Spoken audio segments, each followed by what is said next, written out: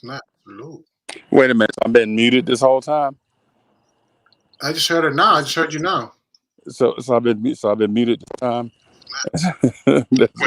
Hey, what's good, everybody? I just heard it now. How you doing tonight, man? Good, man. Just Okay. showing up for the shows. Good to see you, man. All Free right. So concern. sorry about that, y'all. Yeah. So what's on your mind? I don't know, man. I mean, you had a lot of good topics. I mean, I was rewatching the morning show. Hilarious. What's going on with the band? You got it to fight? You got it to a fight? Yeah. Oh, the fight actually happened. Oh, snap. Oh, sorry to hear that, man. Sorry about the vandalism, but it was hilarious. He talking about the Frank Nation. I mean, the Frank Church and all that other stuff. What's going on with the Knox Nation? Oh man. So Yeah, man. So I think I'm breaking up a little bit, man. I'm sorry about that, man. don't worry about it. Would you mind being a pilot while I try to work on this breakup real quick? Yeah. Okay. All right. I'll be right back. All right. Hey, I just want to salute everybody in the chat, man. It's my first time really doing this. It's not really something that I do often, but I want to salute everybody to the chat. And I'm also going to look to give you guys shout outs. I'm going to ask Freezy to. So how about now? Was that better? Yeah, I hear you better. So Okay. I want to ask Freezy to highlight these guys because some of these guys come up with some points, man. Sometimes I got it, and sometimes, man, these guys are more on it than me, man. So these guys deserve more praise than ever sometimes. Because sometimes these guys come up with some points that I'm, man, we gotta highlight. It's one thing that sometimes I can forget to salute them. But sometimes I would like to just click on it, and sometimes it's a good conversation starter. You know what I mean? Hey man, so I'm breaking up really bad. Hey, what's Oh, good? Pseudonym Squeepay, what's good? Hey, Alton Lee, what's good? Sima Singh, what's good? I see y'all. App Trader, what's good? So Drip More is in the building. Look at that. yeah. Manny Ramos, what's good? Alton Lee. Salute, guys. Desi is Thomas, what's good? 0.5 is in the building. Look at that. Okay. I see y'all. Eric Gonzalez, Eric G, what's good? You jumping in? Just talking to Eric G, just to see if Eric G jumping in, man. So let me ask you this, man. How do you feel about Tom Thibodeau's rotations with Derrick Rose? It's only been one day. All I can say about getting Derrick Rose is that I'm excited about it. It's good. The team looks more positive. I like the pass that Derrick Rose gave to Obi Toppin. I like how excited he was about it. I even like that Derrick Rose had conversations with him, and it's something that we needed. Usually I was trying to use the whole $17 million of cap we have available, but they have Dennis Smith Jr.'s salary sort of matches Derrick Rose salary, so I'm liking that we still got cap space and we got Derrick Rose, and I like that a lot of people like this trade. I also like the fact that a lot of people that the first thing that Derrick Rose said was, "Hey, I'm looking to mentor IQ and Obi Toppin," which is, it's not something that it's something that I've been preaching, but now I'm also I like the fact that Leon Rose and Tom Thibodeau and Derrick Rose are like, man, we're bringing Derrick Rose in, but it's to mentor the talent, it's to mentor these guys. So that's actually was that's what had me excited about that Heat game. I'm like, man, this is something that I really wanted since the off season, and so we're fixing one. I feel like we we got a good situation, as tough as it sounds, with the point guards, right? Right. We have Rose. Peyton could be a backup or a third string, or Derrick Rose sometimes because of his injuries could be a starter or backup. And then you have Emmanuel Quickly. So Right. Emmanuel Quickly has, if I hope his mind is like a sponge and he can absorb a lot. And so I'm excited. It's tough to say because it's been tough to say for years. I'm excited about the point guards situation with the Knicks. I'm excited.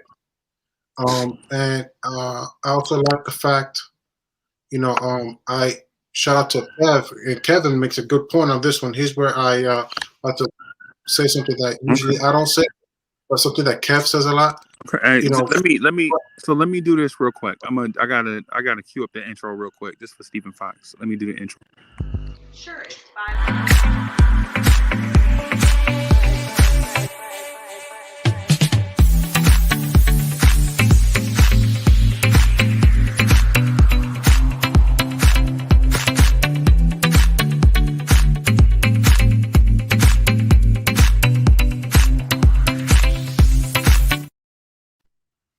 so should I carry on, All or right. you want to say something?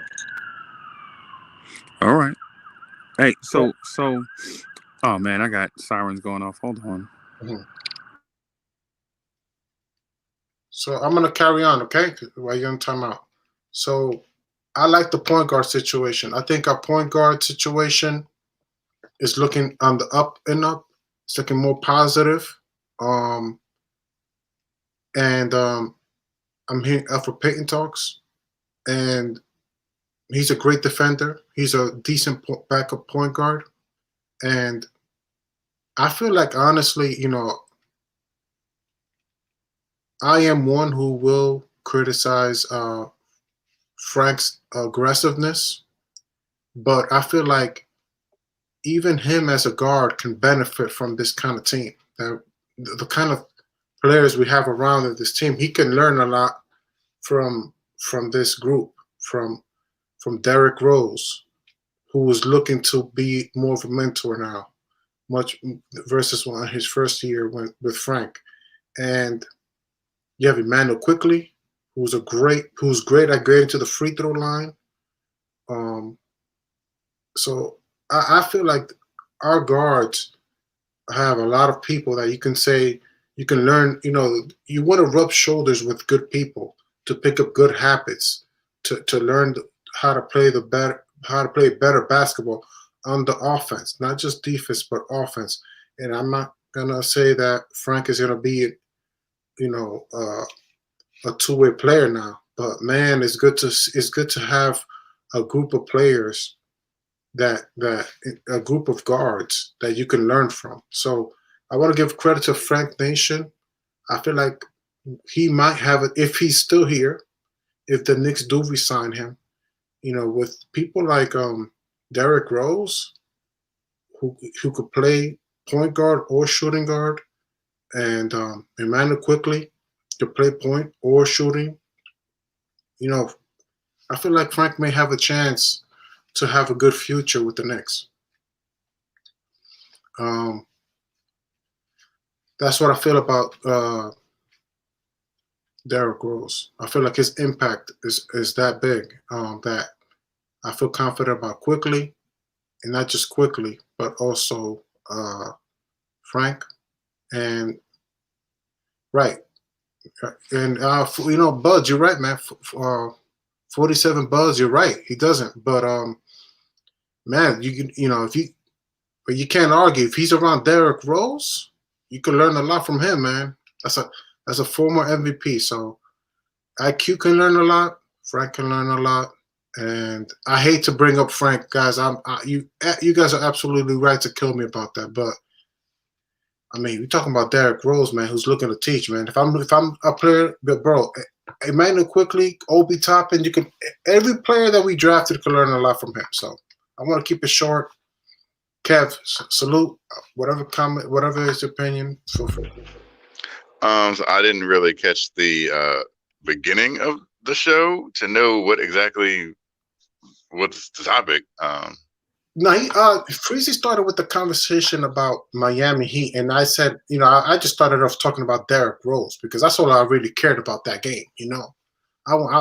Derrick Rose was a surprise to play. He wasn't expected, but then he showed up, he started, and I said, man, Derrick Rose's impact is phenomenal for the Knicks, and the acquisition of him has me excited for is all I thought about last game.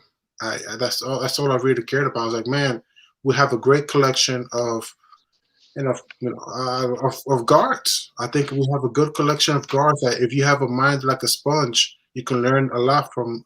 These guys have a lot of wisdom that you can learn a lot from.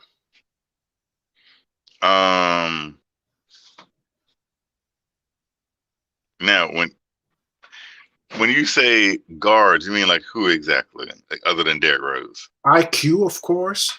IQ is a great combo guard, right?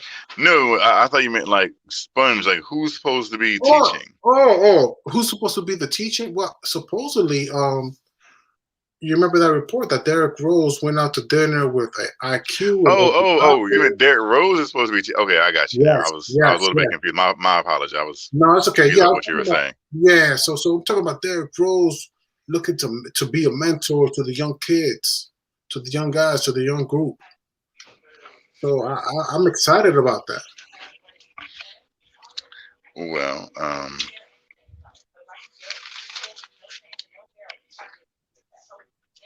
Sure. hold on 1 second. Go to the kitchen.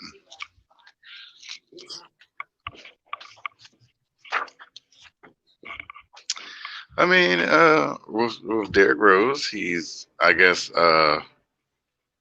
kind of gotten into that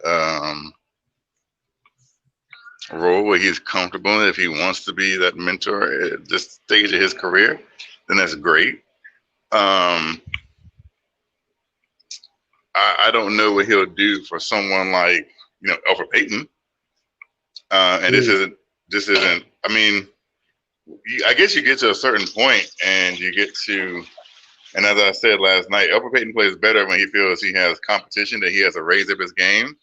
Mm-hmm. And I think he got a little bit comfortable because he is really the only, for about a year and a half, or a year and a quarter, he was the only real point guard here. Mm-hmm. So he got a little bit comfortable in his role, knowing that he was going to get playing time because of his skill set, even though his skill set's not, elite or anything like that. Mm-hmm. And so now you bring in, an actual competition for him, because if everything's competition, Elfrid Payton, you can say, didn't have competition. Mm-hmm. Austin Rivers is not a point guard. Mm-hmm. I don't think the team ever really trusted.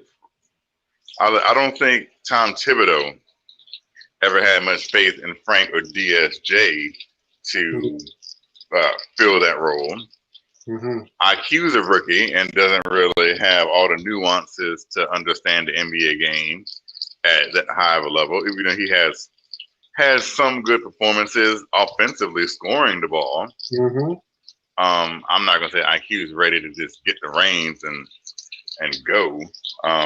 So you bring in someone like Derrick Rose, who is a former MVP and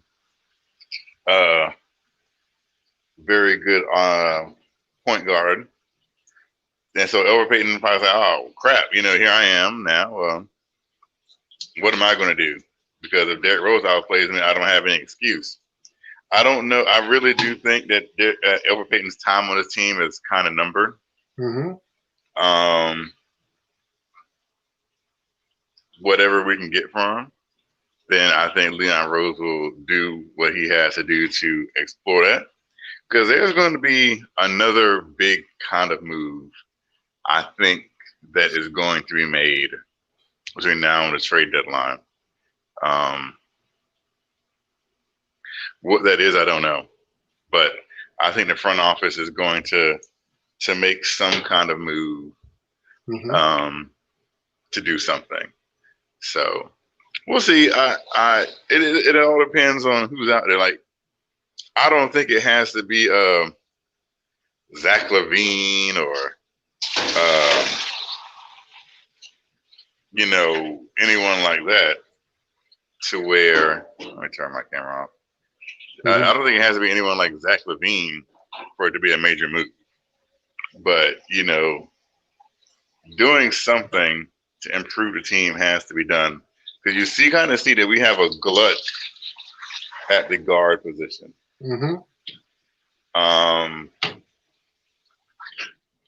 So you wouldn't want to bring in another guard. If anything, don't be surprised that they try to bring in someone to fill in or bring in at the center position. I was going to say that.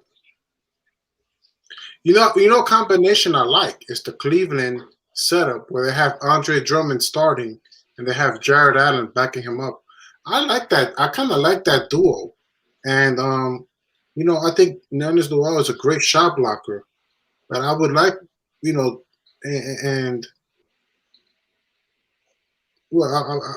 guys been saying this, but, I would like a better rebounder to start the game. A better rebounder, with this team who we have scorers, but we don't have jump shooters, and we miss a lot of shots. So I feel like a decent, a good rebounding center, who maybe has a mid range, would be a good look. So I would look to trade.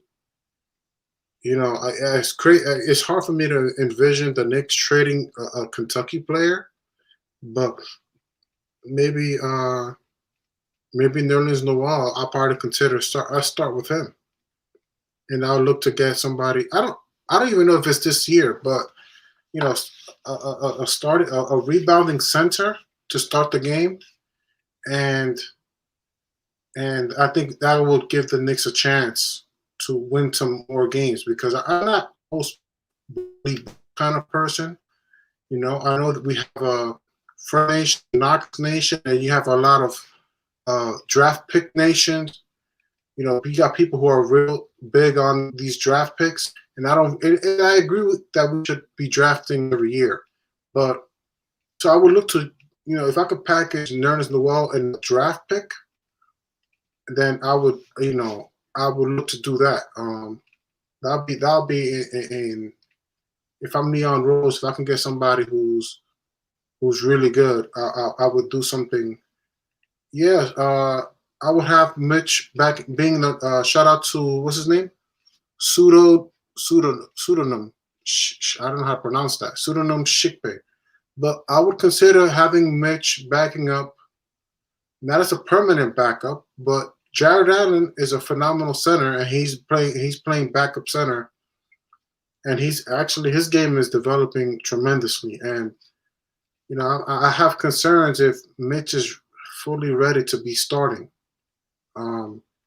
He's not. He's only averaging 8 rebounds, not enough points, and you have play like Andre Drummond. Drummond is giving you 15 points and 15 rebounds. And every time Jared Allen comes off the bench, sometimes he has those outbursts when he gives you 15 and 10, 12 and 12. And, you need to learn, with boxing out, your where to be at for the rebound, and experience matters. That's why I like this Derrick Rose signing, because I'm like, man, Derrick Rose is going to do tremendous for IQ. We need somebody who's going to do tremendous work with Mitchell Robinson and his rebounding. I agree. I mean, Drummond is an interesting name. Mm-hmm. I mean, he's probably going to be available at the center position. I'm trying to think of any other center that might be available that would be considered an upgrade. Because like I said, we have a glut of guards on the team. I'm pretty sure a lot of us wouldn't mind seeing Elfrid Payton go, but it has to be somebody that we bring in that I'm pretty sure would like to space the floor. That is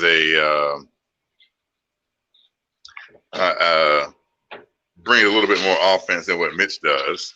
Like I said, Drummond does fit that mold. He's opened up his game a little bit more offensively to where he can step out and hit a shot, I guess. It's just Mitch doesn't do anything that a modern center does. And what's frustrating is, and I've said it a couple times when it comes to Mitch's development, is, he has, to me, he hasn't shown anything. And when I say Mitchell Robinson hasn't shown anything, is this. You can put on game film, right, of Mitchell Robinson. And when I say he hasn't developed, like, offensively, he hasn't developed anything. There's no post move that he can go to. Yeah, well, not even go to. That he has no post move, period. Like, you cannot give Mitchell Robinson the ball and say, Mitch, do something with it. Everything that Mitch does has to be created by someone else. Like, period. Like, someone else. Like, he has to either get a lob or a putback rebound. And that's it. Like, other than that, Mitch Robinson is not scoring. And I don't think that you can have that in today's NBA. You cannot play 4-on-5 basketball because the other team center knows I don't have to guard Mitch Robinson. I can cheat up my man and keep the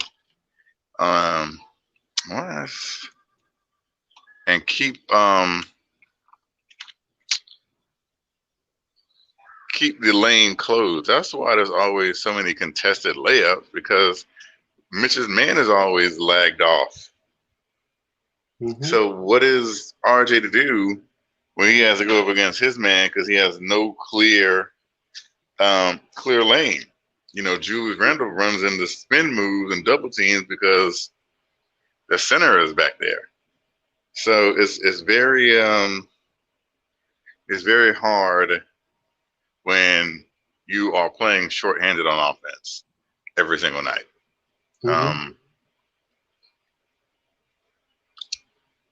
I mean, I need Freezy because I want to switch. I want to switch off my phone. I'm on my phone. Okay. And I want to switch off my phone and put on my laptop, but Freezy's not around. No, it's okay. Why don't you do? Freezy's here now. He's on mute. But I'm here. I'll continue talking. I'll continue talking while you're doing your thing. Hey, Freezy, you here? Freezy, you're on mute. I'm here. I was about to. Okay, so do what you got to do. I'll keep talking, okay? Yeah, I'm about to, I guess, sign off over here and sign back on my laptop. All right. So I want to give shout out to, what's his name? 19 Conman NYC. He's talking about trading for what I consider taking Kevin Love and a first rounder as a salary dump. I don't know, man. That's a pretty big commitment, man. That's you know what I mean? Like, that's like 3 years, $30 million. I already have Julius Randle playing power forward. I have Obi Toppin as another power forward. And now to bring in Kevin Love, I mean, I have to. You would have to sell me on that. I don't know why would I commit something like that. Just like that for a first. And I'm not crazy. I'm not crazy for first round picks. Some other people are very big on first round picks. I'm not. I want to win. I want to win this season. I'm happy to see RJ look to win the game for the Knicks against the Heat, and I'm upset about the defense in the first half. And we have a weakness in we have a lot of big men who can shoot the three in this league, and we have to learn how to defend them. But yeah. So in terms of Kevin Love, I think he's a decent talent, but I already got Julius Randle, and I already got Obi, and Obi, and if a lot of people are complaining about Obi's minutes, and Kevin Love might get in those minutes, and I wouldn't want to create a situation like that. But thank you for your comments. There's some other people, man. Some of you guys are talking some good basketball stuff. I gotta look. Let me scroll up a little bit. Shout out to Legion. Shout out to Gregory, Anthony 212. Thank you guys coming through. Center, Broken Belly, a center that can shoot. I agree, but honestly, man, sometimes I wonder, right, about these centers, right? Like, hey, man, we need a center that can shoot, and me, I'm big. I can disagree with you guys, right? But sometimes I'm wondering if RJ likes to shoot. I'm sure that whoever we get in the draft is probably going to be a shooter. So in this league, you have let's look at, and I don't want to compare teams. I'm just trying to compare to modern teams. But for example, when you look at Kyrie Irving, Kevin Durant, James Harden, they don't need no center that needs to shoot. And I get it. We don't have any of that. But we're going to try to bring in players along within the draft that can be such a threat on the floor, right? We're going to try to get somebody in the draft. Like, for example, I think Obi Toppin is going to be a problem one day. So, sometimes when you try to, when you have a five that's complaining about touches and complaining about when they have an offense and they want to be more involved, more in the offense, sometimes that just gets in the way. Hey, man, I haven't been shooting. That sometimes I wonder, maybe it's not a terrible idea just to have a Mitchell Robinson, get you 5 or 6 points, but he's the anchor of the defense. Maybe it's not a terrible idea just to have somebody who is just he's the anchor of the defense, put shooters around him, and all these guys, every position wants more touches. Point guard, shooting guard, small forward, power forward. Give them. They can never. Those positions can't have enough touches, and that's okay. Maybe that's okay. Maybe the way the league is going, that's okay. Because I don't know how I feel about. Then you have a center who's going to be complaining about wanting more touches and all that, and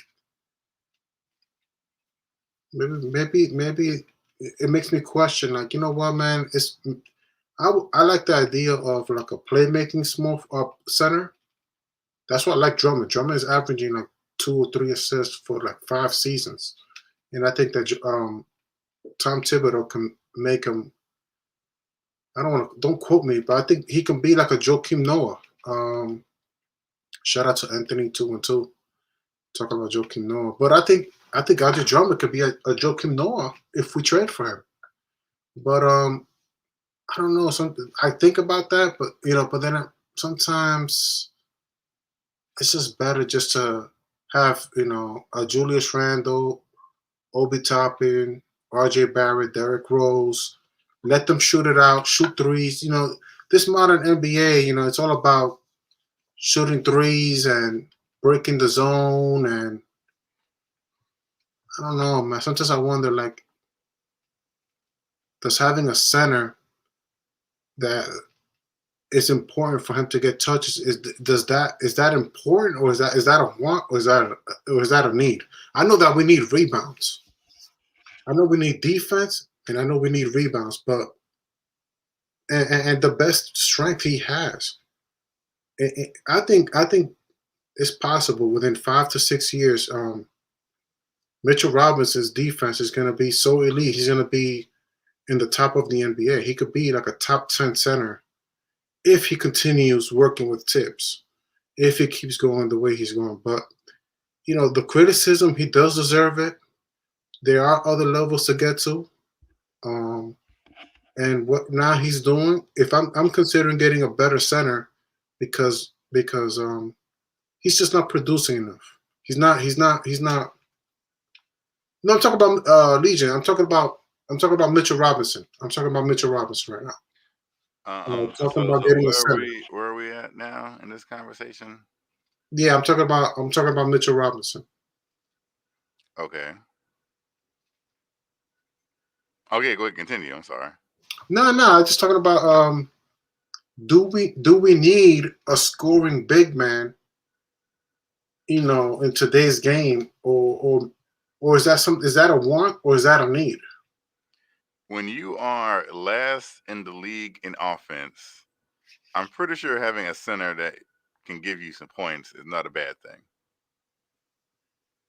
When you have a hard time cracking 90, pretty sure it's okay to have a center that can put up some points. Like, I don't think that's a stretch. But like, hey, center, can you get me 15 points a night? Can you put up some shots? Can you keep a defense honest? Why would you not want that? I don't think how that could be a bad thing. I don't see how that can mess anything up. You're going to take shots away from Julius because Julius looks gassed and has to do too much. You're going to take shots away from RJ, who's in his second year, and you see he has his ups and downs. I would love to take as much from Reggie Bullock and Elfrid Payton as possible. Right, but that's just this season. I mean, next season we might be talking about Jonathan Kuminga and R.J. Barrett and Derrick Rose and Julius Randle or Obi Toppin, whoever it is, and maybe it's okay for him to be a rim roller at that point. Who, Mitchell Robinson or a center? Or a center. Maybe Mitchell Robinson. Maybe it's okay to have just a rim rolling center. Let me ask you a question. Has Tom Thibodeau so far in this season, not what he's done in the past, this season, look like he's about to feature a rookie in anything? Like, feature a rookie.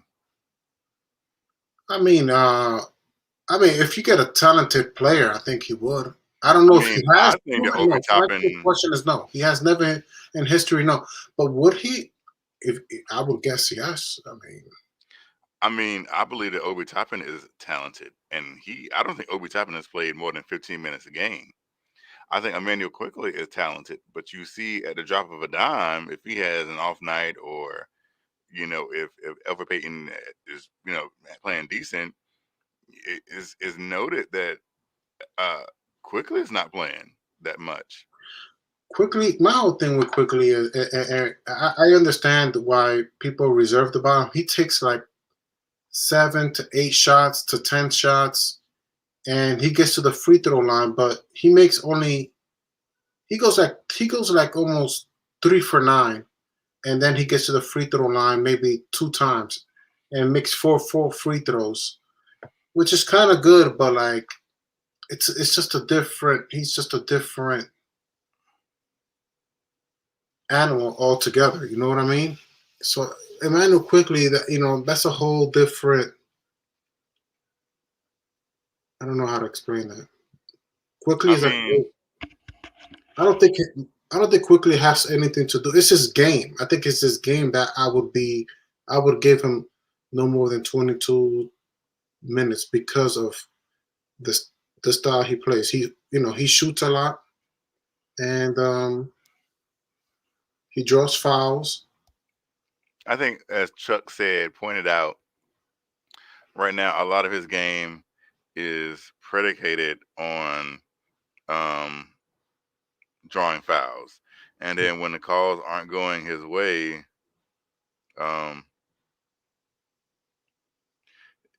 he's going to struggle, because I think what he does with that little leg kick, by the definition of the rules, that the refs actually called it correctly.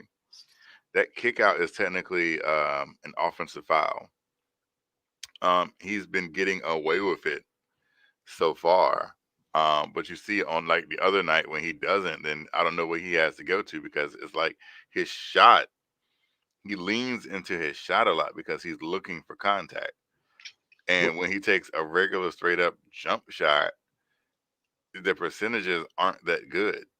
He'll hit some. I'm not saying he misses them all, but I don't think his percentages are good when he's just like, okay, I have to take a regular jump shot, because he's predicated on creating fouls. taking that, bringing in contact.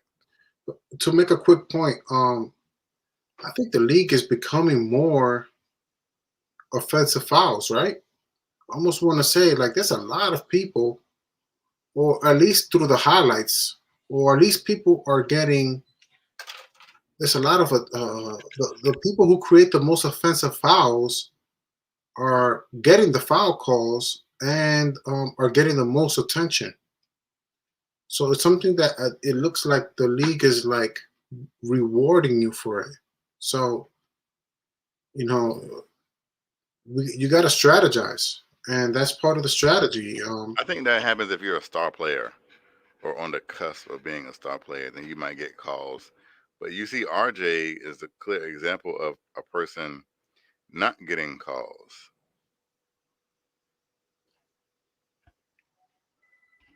Hold on one second. Hold on one second. Mhm.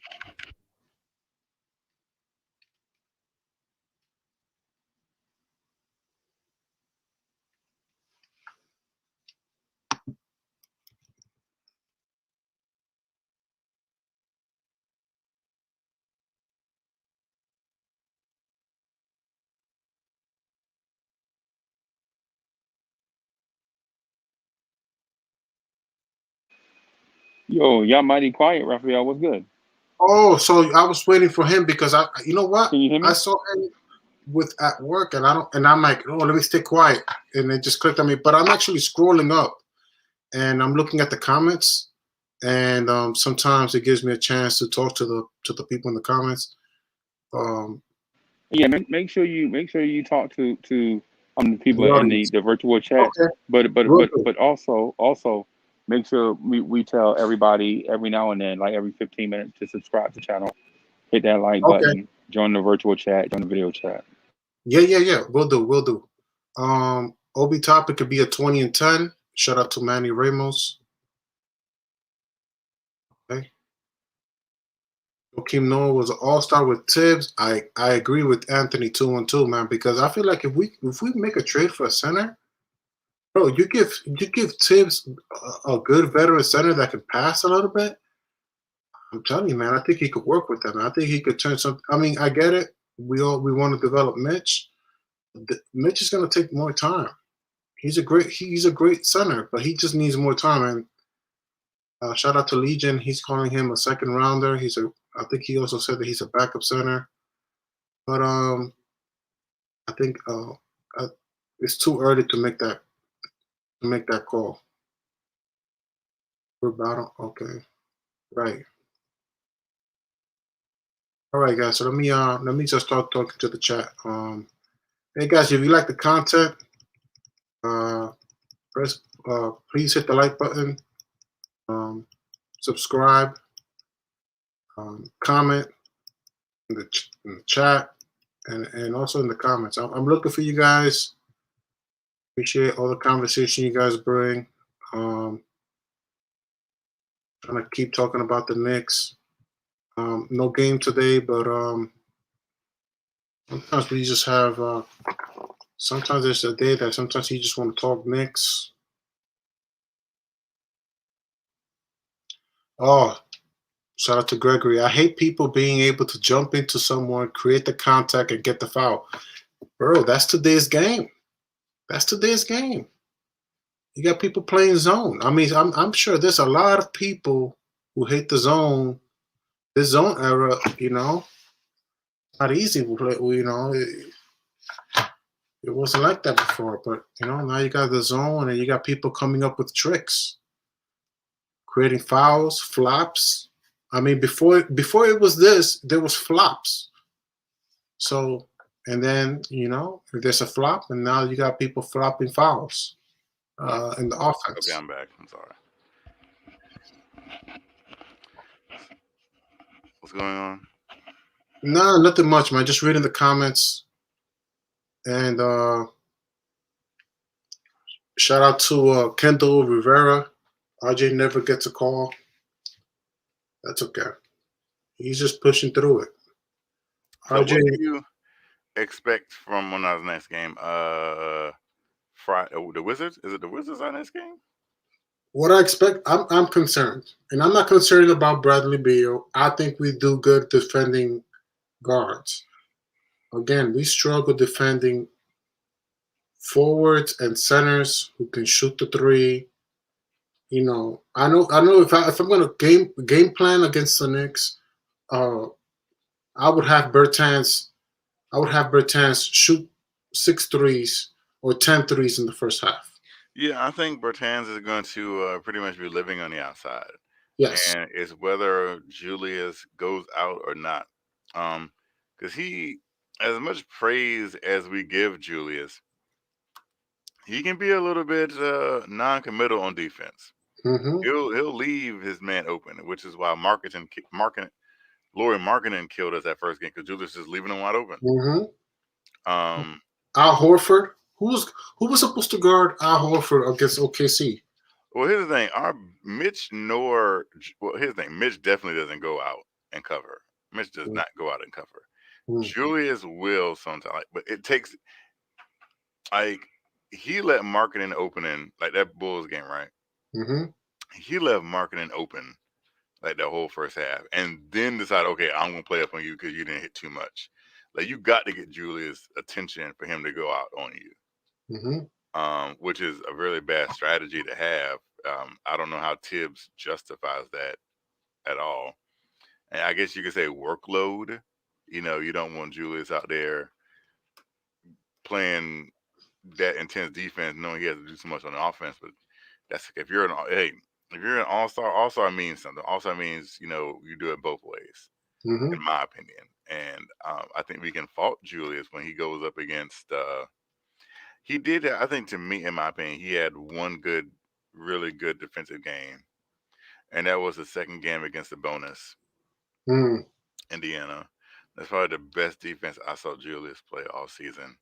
And a lot of that is because Sabonis is a post player, but and although he got a few, he wanted to bang, and Julius is a pretty solid guy. I mean, Sabonis is taller, but Julius is pretty solid. But Sabonis is not an outside threat like that. Sabonis, I think. No, he is not.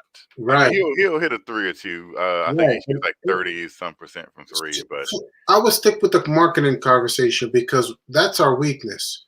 We gotta keep the conversation because Julius Randle, the Knicks. I mean, I gotta look. You guys know I love Julius Randle, but I don't like losing. I don't like Marketing going for 30, and Olynyk went for 17. Olynyk went for 17, and I'm gonna tell you straight up. I feel, and I could be wrong, that game we were gonna lose that game regardless because the only thing you gotta do, the Knicks should have been winning by 5 or by 7. Olynyk has no business getting 17 points in the first half. We should have been having a lead versus being behind by 2. And if I'm Eric Spoelstra, if I already got a 2-point lead, and you already gave and I know you gave it your all on defense, then I'm gonna bring Olynyk out there again. I'm gonna have him go for 30, just like Marketing went for 30 against us. And I mean, maybe Freezy's right. Maybe the game plan wasn't good enough. Maybe Tom Thibodeau and Randall deserves to be blamed for that. Both of them. So that needs to get addressed. It's still not getting enough attention. You can't have. I mean, it's almost like I don't know, man. It's hard to have that conversation, but you can't have. You got to pay attention more. This Knicks team needs to pay attention more. I'm confident, and I want to give a shout out to who was that said that? That was a good comment, and I wanted to. Somebody said something about we got to contain Westbrook, just like we contained Curry, and I'm not. Oh, Kendall Rivera. We got to focus on Beal and Westbrook. We got to focus on Beal. Let Westbrook beat us. I'm not concerned. I'm not the biggest concern about the guards. I think we defend guards really well so far this season. I don't. Right now, if you tell me that there's a guard that went off on us, I'll be shocked. I can't remember, but I do remember Marketing. I do remember Al Horford, and I remember Kelly Olynyk. You can't have these guys scoring 30, 6 for 8 on 3-pointers in the first half, and you wasted all. That's all wasted effort. That's all wasted effort. And I can't blame RJ Barrett on that. I can't blame the guards on that. I can't blame Reggie Bullock. But I'm looking at uh, Julius Randle. I'm looking his way. Mitchell Robinson, maybe. I don't know. That's a conversation itself. You can't have these guys doing that to us. That's not good basketball. I'm sorry.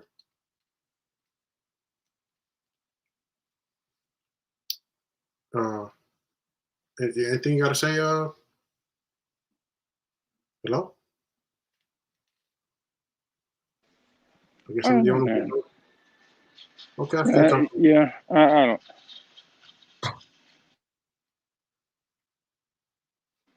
So why can't you blame RJ? Blame who? RJ? Oh, I mean, I could blame RJ, but that's going to be a different segment.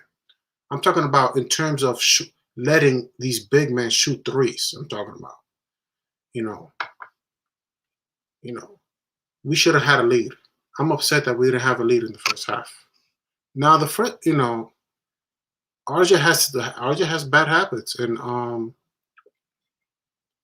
he keeps his head down sometimes, and that's not good at basketball. The last play, uh, that was a good attempt. I think he's going to be a closer for the Knicks, and I think he has a lot to learn. Um, this is the first season that we're starting to win games, and granted, yeah, he does deserve some criticism, but it's the same. It's a pattern. We got a pattern going on right now. Teams are coming. I don't like the fact that Eric Spoelstra's game plan was for Kelly Olynyk to go off on us in the first half. It's not the first half that this happened already. It's like the second or third time already. So that's why my attention is not with RJ so much, and is more focused on how do we stop. Guards are not killing us. I don't even think the guards are killing us. This guy did a little bit of damage, but it was close. But man, I think it's powerful. Man, I don't know. I disagree because I think Dame Lillard killed us. Guards get us too. It just depends on the team we playing and what level of player is going to start for that team.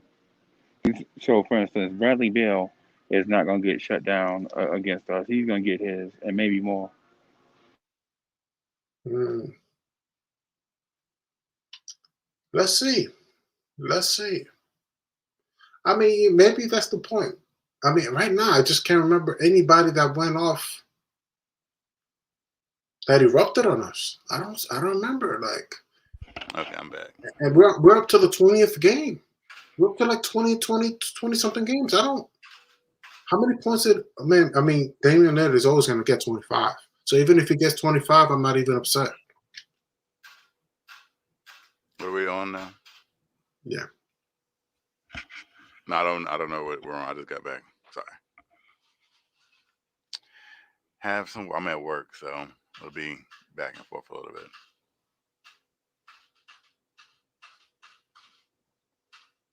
All right, let's look at the chat, man. Let me look at some of these comments.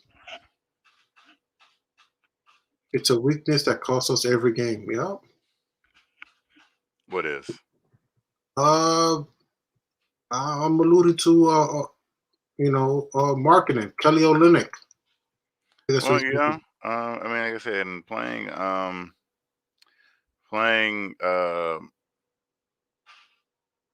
Bertans, and then we have Christian Wood Saturday. Will be an interesting kind of matchup for Julius to have. It goes again because here's the thing: you can't. I think it was real damaging to Julius being outplayed by Bam Adebayo for his All-Star bid. Because you don't want to get outplayed in head-to-head matchups against the competition you're going up if you're trying to make the All-Star team. So it was really a bad look for Julius not to show up and Bam to have the kind of game that he did. Kind of both games against the Knicks. I'm going to call it now. I don't think Julius Randle will officially make the All-Star team unless it's like an injury substitution or something. But I don't think he'll be one of the original people voted to be an All-Star this year. Not just saying that he doesn't deserve it or he hasn't earned it. I just a lot that also goes against him is unfortunately he doesn't. Kev. So how you? The thing about Bam Adebayo was crazy. You couldn't touch him unless they was gonna send him to the free throw line. He could maul you and not get a foul called on him. Yeah, I mean, I watched the game too. I know, I understand. But it's as they say, it's the eyes of the beholder. It's what comes up on that stat sheet. Not how you got it filled up, but what's on that stat sheet. And Julius Randle can have 12 points, and Bam Adebayo will have like 26. Yeah, but that's because he got a lot of fouls, man. He had like 18 free throws. Listen. Again, we can sit here and say that, but when you look at a box score, you're like, man, Bam Adebayo had 26 and Julius Randle only had 12. For a person who didn't watch the Knicks and Heat game, they're going to just see that Bam Adebayo had 26 and Julius had 12. Good point. We as Knicks fans know how he got that 26. We know. But to the everyday person who just looks at the box score on ESPN and they show the highlights, and on the box score it says Bam Adebayo 26 and 12, they don't care how he got that 26. So that's why I say, there's a reason Julius Randle was 8th or 9th in forward voting at the original. I tell you what though, and maybe I'm being too optimistic because of the energy that Derrick Rose brought in with this trade. I feel like maybe it's gonna give him a push. I feel like Obi's gonna really start growing too, man. I'm looking. What do you mean the energy that Derrick Rose brought?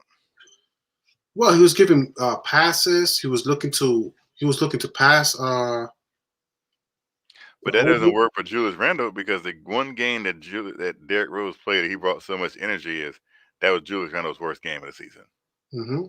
So for that game, that argument has no point or no bearing on Julius Randle because Julius Randle wasn't a beneficiary of the energy that Derrick Rose brought. But I just feel like eventually it will smooth out and they'll start clicking. But I could be wrong. I mean, when is the All-Star game? Like next month? I think so, right? March? The 10th? March 10th? Yeah, I don't know, but I know everybody's complaining about it, and LeBron James is complaining about it. King James.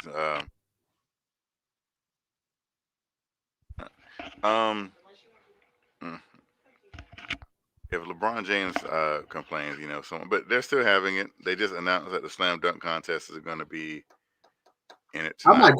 I might go. Speaking of games, I might go to February 23rd.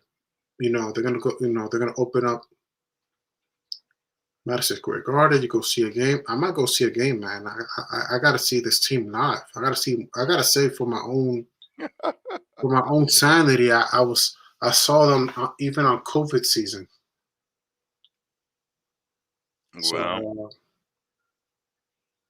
I might do that.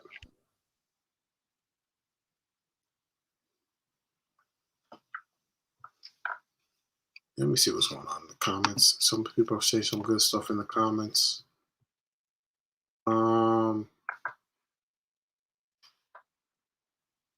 Somebody said something good too. Oh, shout out to 19 Con man. He says, Ralph, we need Covington. I like Covington. But man, he can't. I mean, he doesn't score. I mean, he's one of those players. He might work with the Knicks. He gets you like 5 points, but he's an excellent defender.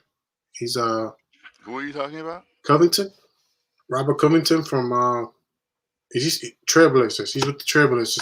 But why are we talking about Robert Covington? He's talking about making a move, making a trade for him. No, I'm reading the comments. You know, you gotta. Oh. I keep So myself involved with the comments. My top 5 YouTube watches at my top.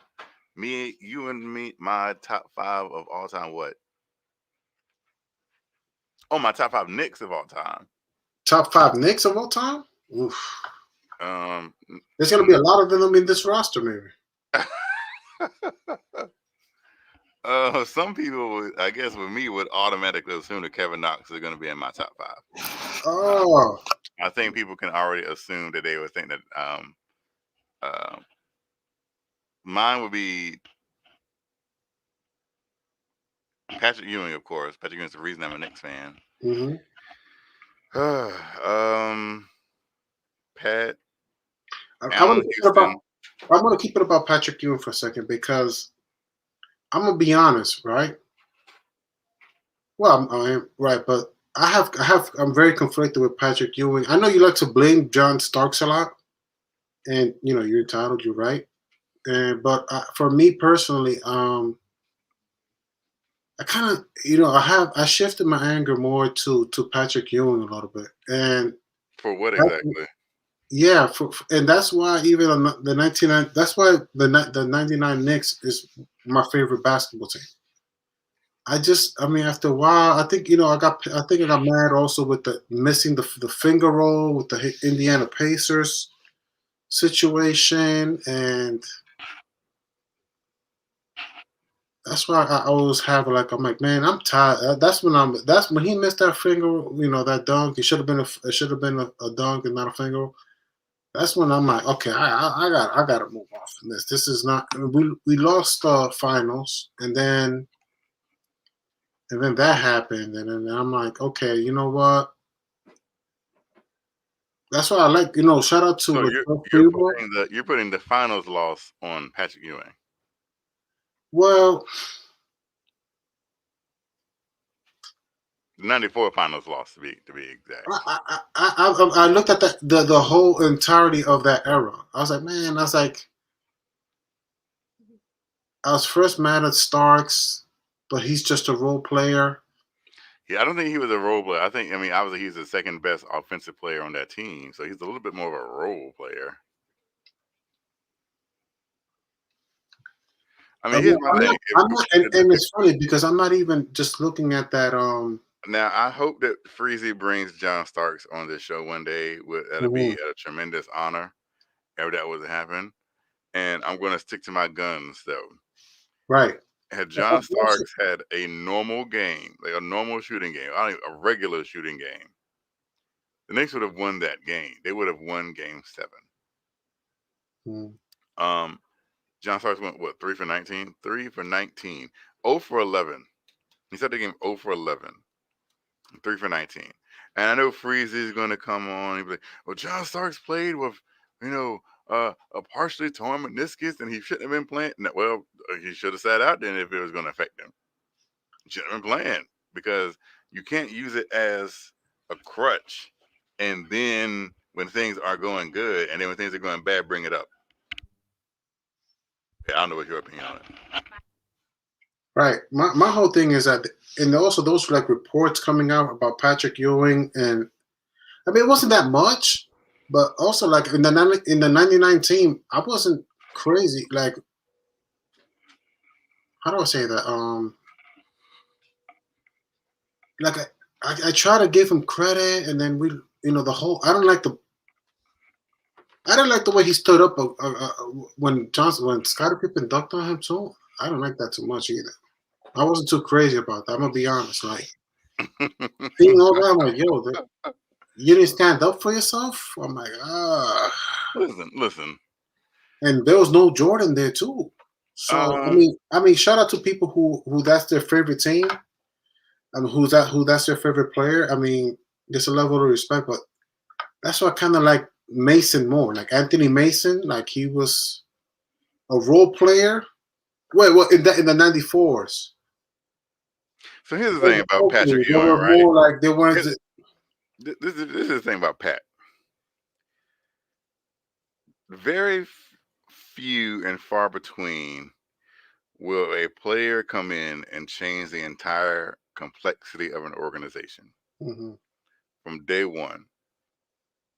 Patrick Ewing was one of those players that changed the Knicks, whether we won a championship or not. You know, I don't think Patrick Ewing ever missed the playoffs in his 15 years in New York. Did we have the success that we wanted? Did it lead to championship glory? No. We legitimately came close once. I don't think we were all that close in '99. I mean, we got there, but we weren't going to beat the Spurs. But you know, we ran into Patrick Ewing.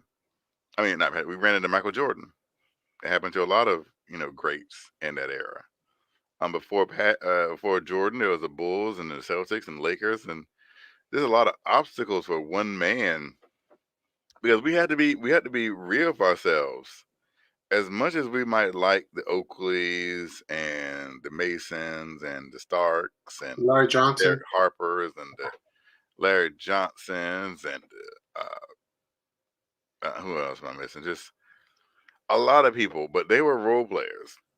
And you can say, oh, well, Oakley made an all-star team with the Knicks, and it's like, well, the options were few and far between back then at the power forward position. And someone say John Starks, did this, and it's like, well, I said, did John Starks make an all-star team? I think somebody has to look that up if John Starks made an all-star team with the Knicks. I want to say he made one. I think. I know he won 6-man. I think he might have been an all-star. Don't know. Let me look and see. So in terms of the '90s Knicks, right? Yeah, he made the all-star team once in '94. He averaged 19 points. You know what's something I realized that I didn't know, that there was like 3 or 4 rounds in the draft. Like, man, back in the '80s, from '80s to like '89, it wasn't just 2 rounds. It was like 3, 4, 5 round draft picks. These days now, man, if we have that now, people will go crazy. But I'm amazed about the amount of rounds in the draft. Yeah, but like I said, the Knicks wouldn't have been the Knicks if it wasn't for Patrick Ewing. We would have not been close. I think you're right. If it wasn't. He just has a lot of bad moments, and that stands out with me. I'm like, damn, this is a bad look. I mean, you know what I mean? And I'm not trying to. It's just like when I'm, just learning about the Knicks, I'm like, geez, this is what's happening. And you have some Rough Riders, and I mean, for me, early on, I knew that John Starks was a great shooter. I think he was I like that he stood up to Michael. I like that he was trying, but it's not like he was a first round pick. I don't think he was a second round pick. I think he was just like a kid they picked up off the street. I remember the story was like he was in a supermarket or something like that. He was Freezy knows it better than me. I mean, here's the thing. So that's why I'm like, when I hear you guys talking about, man, for somebody they just met and is contributing the way he's contributing, I thought it was amazing compared to what he's. But I don't think if I'm Pat Riley, I would give him the liberty to shoot 18 shots, even though he was kind of decent. But like, I'm surprised it didn't go for. I mean, I like Allen Houston. Allen Houston was a good one that I really liked. We just got Allen Houston too late in Patrick Ewing's tenure. He was on the downhill by the time that we got Allen Houston. Allen Houston is probably my second favorite Knick of all time. Who are these people? Hold on one second. Oh God, people. Mm-hmm.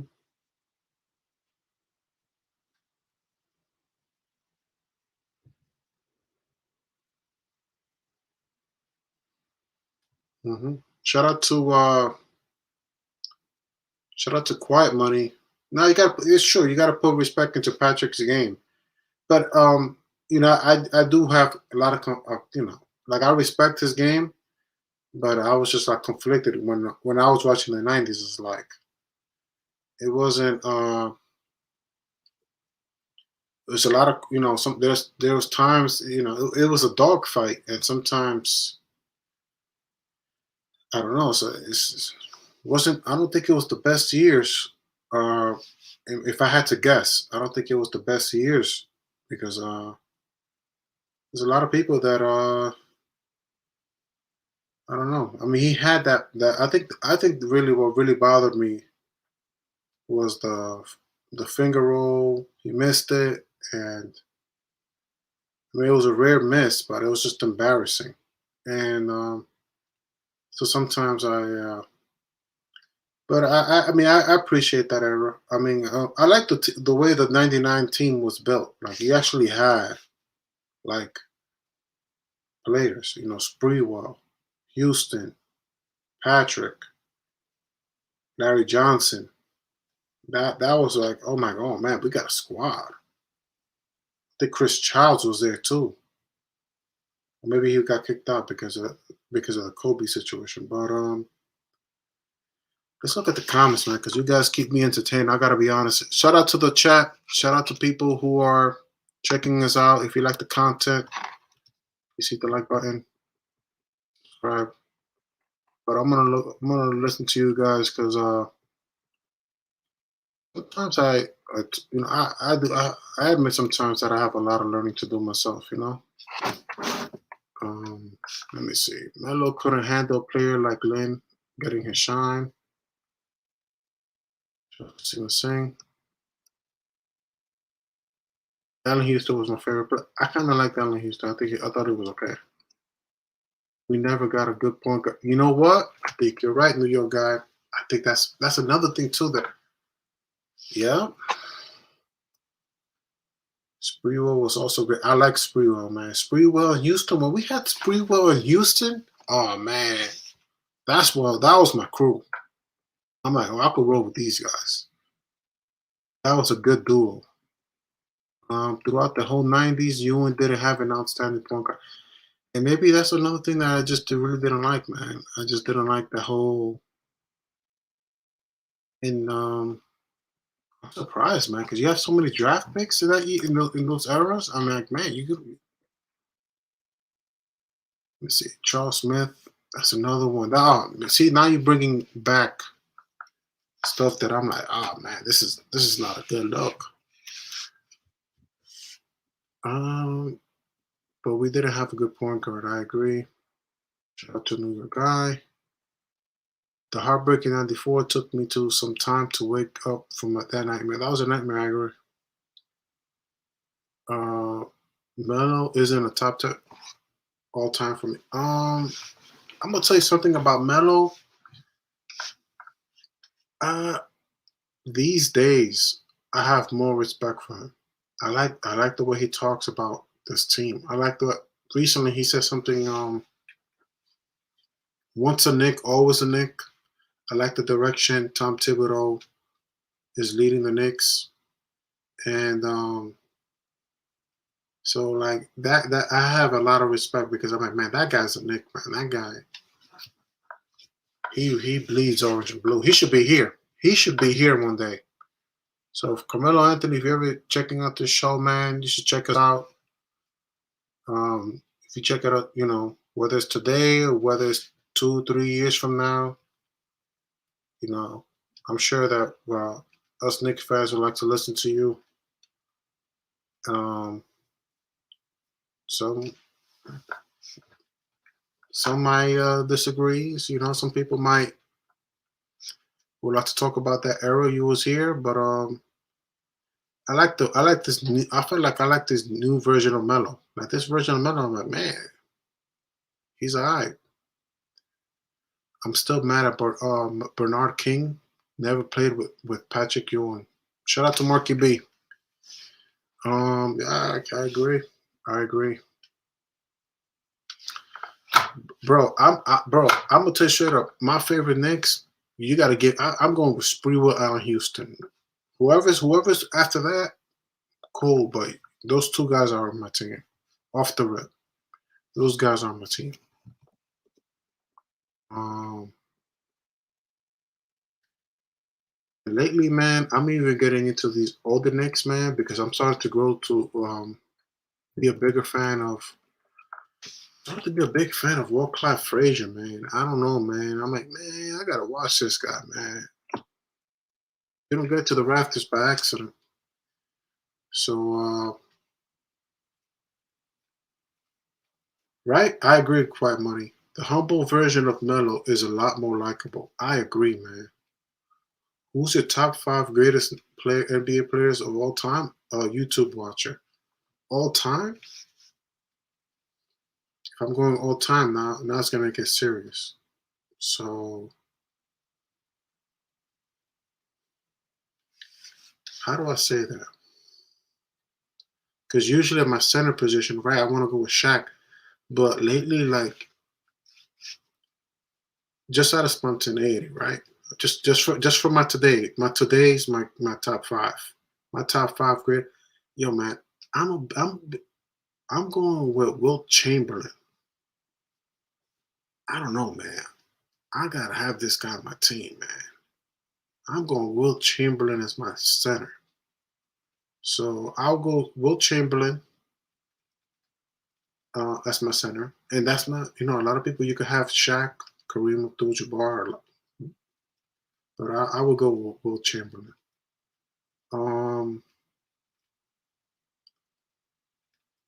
Point guard. My point guard? Well, you gotta go. Well, first of all, let me check. What am I doing? What am I doing?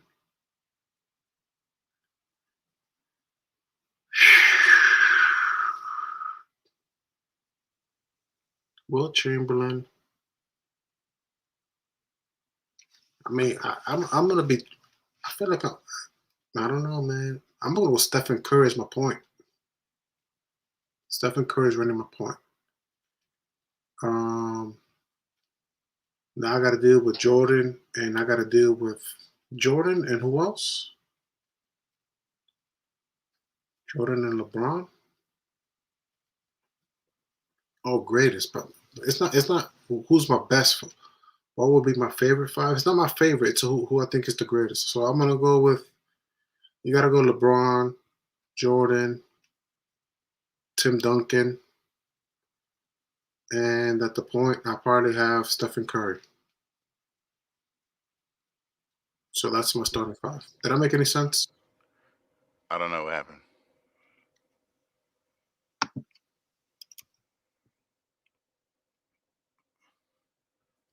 Hopefully nobody else will disturb me tonight. Yeah, these guys keep me up, man. So not your top 5 favorites or top 5, just top 5 greatest any position. Top 5 greatest any position. You got LeBron James, Michael Jordan.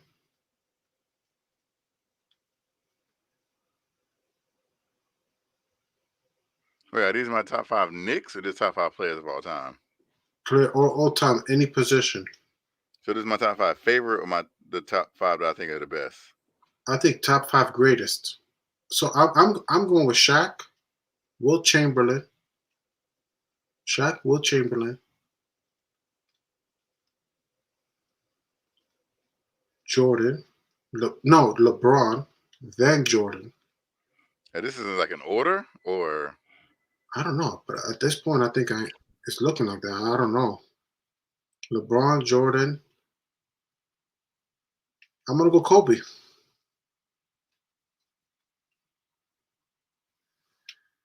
That's it. I don't know. I'm trying, man.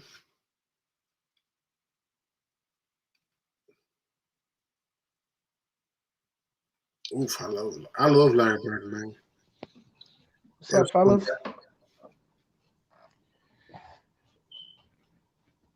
What up, Kev? I don't know. I can't hear Kev at all. Magic. I forgot Magic. Oh, he's working. He's working. Yeah. I see. Oh, what we talking about here? Oh, I know somebody in the comments was asking me my top five greatest, but I mean, it's a Nick channel. Whatever you want to talk about, whatever you want to talk about. You have anything in mind? What up? What up, chat? Yeah, I cleaned the beard, man. Oh, yeah. You cleaned the beard. Full beard? Yeah, I had the big beard and shit. I cleaned it all off. Damn. What's up, everybody? Hope everybody had a blessed day, man. A little different person right now. Top five is a hard thing to discuss, man. I think LeBron's in there. Mm-hmm. I mean, you could put Kareem in there. It's different, man. Different categories. I feel like, Yeah. You have any you want to talk about the Knicks or anything? You have anything in mind or just whatever? Listen, the Knicks. What more can we say for the past couple of nights? We kind of got to wait for some more games. Like tomorrow night, I'm excited about that. Mm-hmm. Friday night? Sorry, not even tomorrow night. Then I'm excited about seeing some production, some good production. Maybe getting a W. I mean, Washington's going to score points, so the Knicks are going to have to score as well.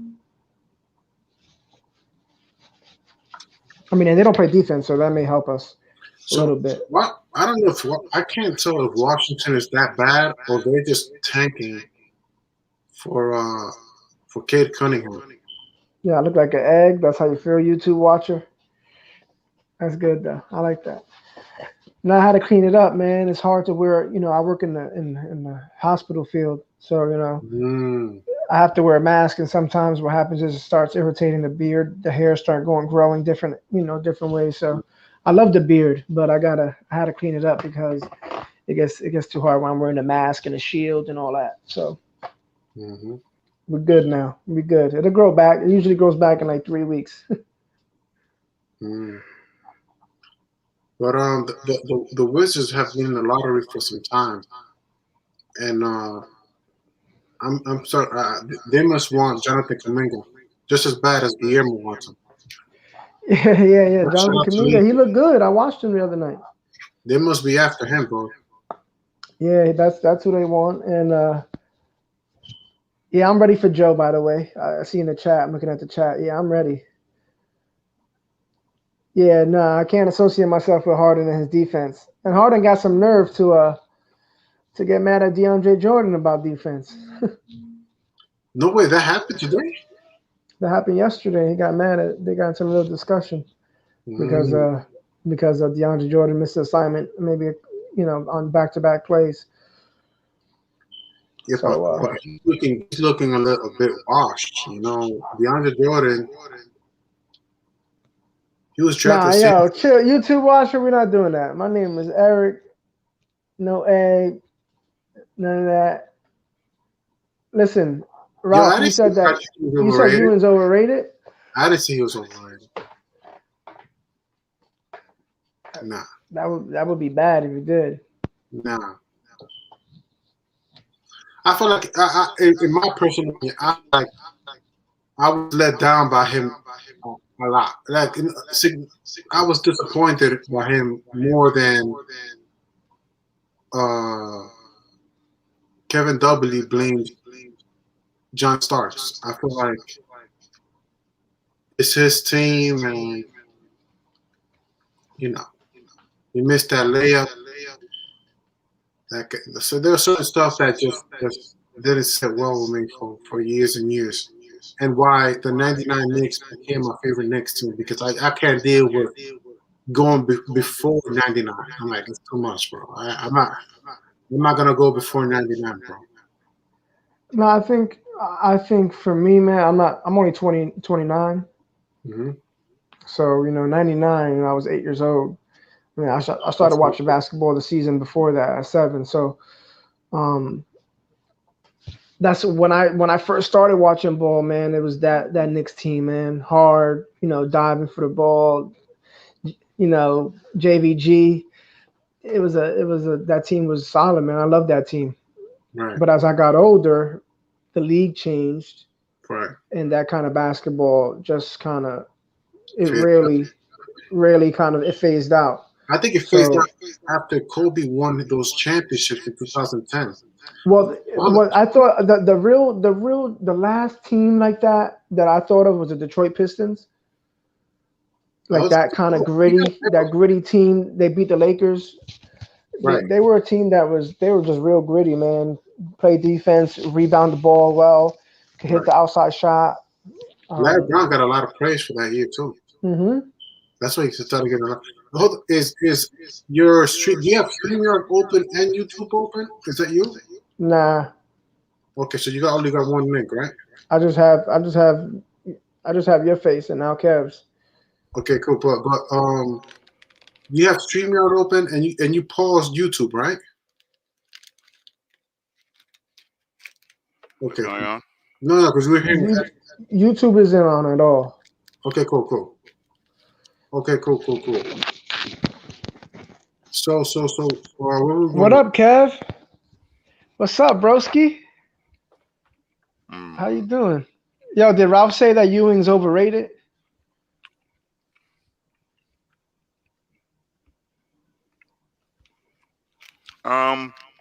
I don't know. I don't think it's that overrated. I didn't say that, man. That's YouTube watching. You know how he do. He's No, but listen, that Piston team was the last team like that I thought like really played that gritty, like beat you inside, kind of hit a big shot on you. You know what I'm saying? Late in the game, that's how they were winning game. Chauncey would hit a big shot, rip. Even Terry Prince on the corner. That team was real tough, and then they would bruise you inside with both the Wallaces, man. So here's a real life story. So in my pickup basketball playing days, right, like after high school and college, because I've always been like a great shooter. Like if I was like 3 inches taller, I'd probably be like a dark skinned Allen Houston in the league. Like that's how great of a shooter I am. Oh, So I would stop have it. like off nights, but I have a knack for like hitting game winning shots. Like that's my thing. Like I like the pressure. Like if we have like 10 or 11, or we're going by twos or whatever, then I wouldn't score all game, but people knew like, man, don't let Kev get that ball because he will end the game. So everybody started calling me Big Shot Kev. This is a true story. I don't even know why I brought that up, but that's true. Big You Shot just Kev. wanted to feel good. Nah, that's dope. That's valid, man.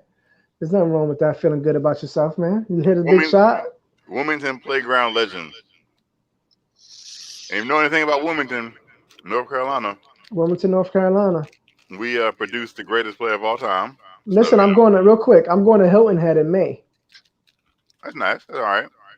Yeah, I'm All gonna be right, there for Ariel. a week. My cousin's getting married. I'm gonna stop in Savannah for a day, Georgia. That's more Freezy's neck of the area than mine. How far are you from there?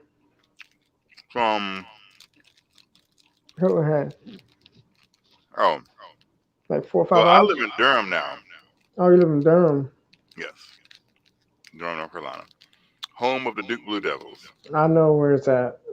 You know what I'm saying, for everyone who didn't You know gonna go? You watch them at all? You ever go and watch the game? who Duke. Yeah. No, I went to NC State.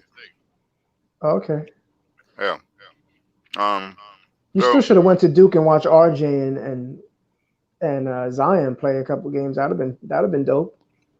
no, You knew one of them were gonna be a Nick. I didn't know that. I knew that. I knew it was gonna be either or. I had no idea. I know people wanted Zion, and there was always tank for Zion and all this other stuff, and I was like, whatever. I didn't want. As soon as he blew out his Achilles or whatever happened, I was like, yep, Damaged goods already. Don't want him. No, Nah, he he blew didn't blow a his Achilles. sneaker. He blew his sneaker out. That's it.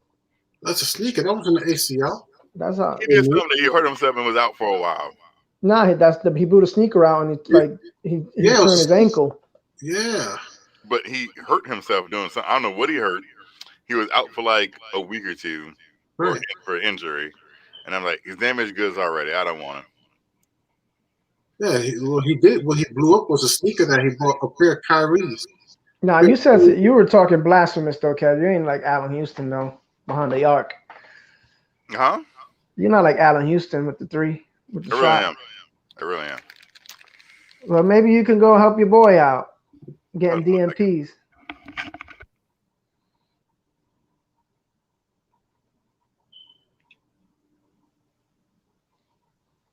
Nobody else joined the chat today? Nobody else came in the panel today? Nah, it looks like a quiet one today, man. It's snowing over here, man. Right. I live in Pennsylvania. You in New York, Ralph? Yeah, I'm in New York. In the Bronx? Not Manhattan. Manhattan. Yeah. Hold on. Let me look at this chat real quick, because you got YouTube watcher trolling over here. So he says 2004 Pistons was nice too. Kevin said Knox is in his top 5. Big shot, Kev. Gregory. Yeah, I'm in PA right now. It's snowing like the son of a gun. It's not. Oh, damn. Yeah. No, that's not me echoing, Chef. I don't know who that is. Yeah, I wasn't echoing all before. No, I think I don't hear an echo though. You guys don't hear echo right now? Chat, tell me if you hear echo. Yeah. Hello. Somebody's in phone. Yeah, I don't hear it.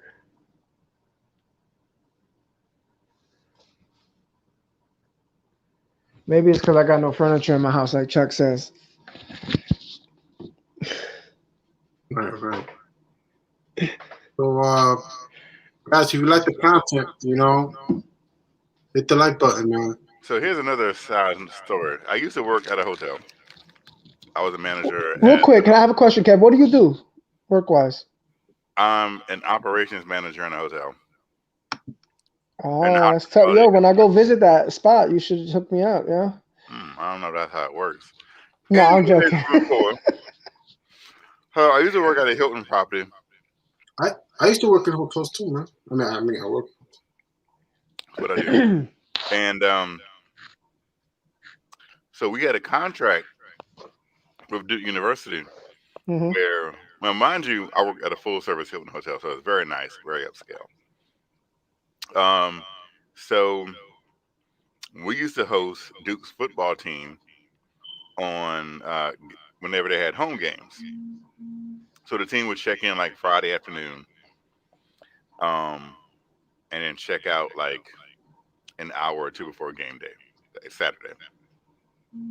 Now, on occasion, when they had road games, we would host teams from that were coming in to play like State or Chapel Hill. So last year we hosted Clemson. Well, not say last year, not this year, but the year before last year, I guess. They hosted Clemson and Notre Dame. So Trevor Lawrence? Yes, I met Trevor Lawrence and Travis Etienne and all those players. And the weird thing is Dabo Swinney is in person. When you see Dabo Swinney, he reminds you a lot of like Rick Moranis. Oh. Because he looks real like, I hate to say like dorky or goofy. Because like a short, like he's like 5'8". So you met Brian Kelly? You saw Brian Kelly from Notre Dame and yeah. But Clemson was over the top when it came to the things that they wanted. Like they wanted like streamers and banners, and we got to wear these orange shirts. And I'm like, y'all doing a lot. Like a lot. Well, the thing about Duke is, we hosted their football team, right? And we had a very nice hotel. Their basketball team stayed at this hotel called the Washington Duke Inn. which is like this very ritzy, like, place that is on Duke's campus.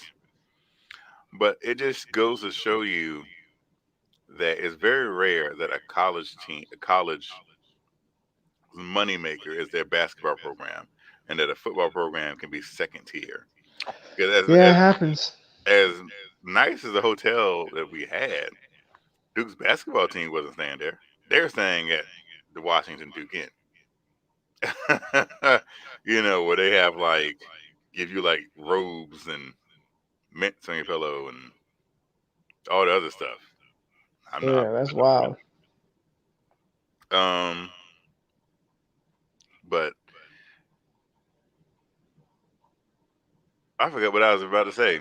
What I was leading. That you could hit better 3-point shots than than my man Allen Houston and Robert Ory and Kevin Knox. And I give them a run for their money.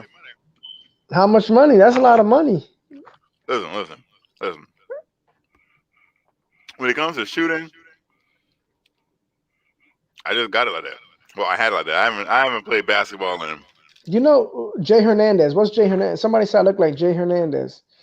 That's funny. Yeah, somebody looked at it. I want to know who's that.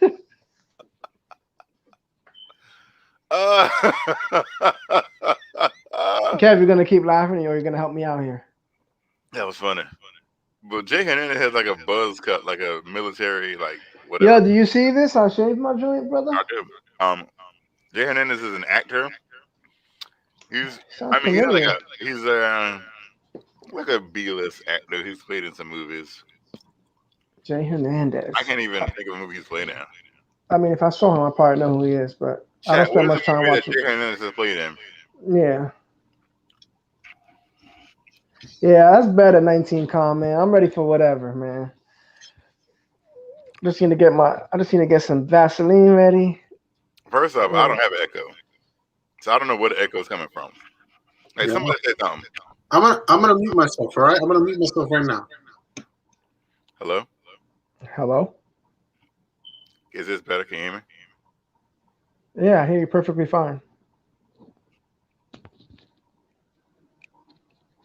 Is that all right, Ralph. Go ahead, Ralph. I'm gonna unmute myself. So who's muting themselves? You're gonna mute myself right now.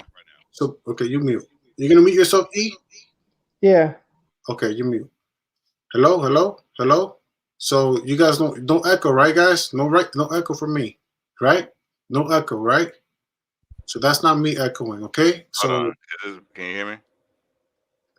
Because I'm not muted, so there's no echo. Okay, you talking and I'm talking, right? Yeah. Okay, cool. So that has to be E. They said echo on Kev, not me. I'm not doing nothing. They just wrote echo on Kev. Just on Kev now. Pull your mic back, Kev, a little bit, like you have it sometimes. Sometimes it's just loud. There it is. Like try it now. Because I don't hear. That's better. I think the loud makes it feel like it's echoing. Oh.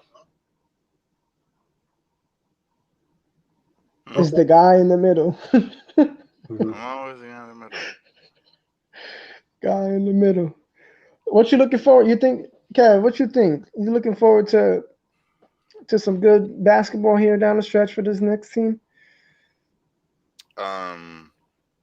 Like, what would be your ceiling for this team? Like going forward, like the rest of the way, if they had 0-0 record right now. I know that they're under 500, but if right now you just give them a clean slate, what do you think the rest of the way would look like for this team? I don't know. This team is very confusing to me because there's no consistency from a lot of players. You can say that Julius Randle has been the most consistent throughout the season, but like Reggie Bullock will have 7 threes in one game. I'm listening. 1 3 the next game. He probably won't hit 7 threes the next 5 games. RJ has his ups and downs. Quickly has his ups and downs. But you don't know what you're gonna get from him game in and game out. Um, there's no consistency whatsoever. Um, this team is like a box of chocolates. You just never know what you're gonna get.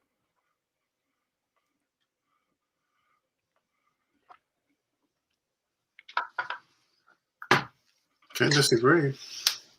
If they were more consistent, they'd be better.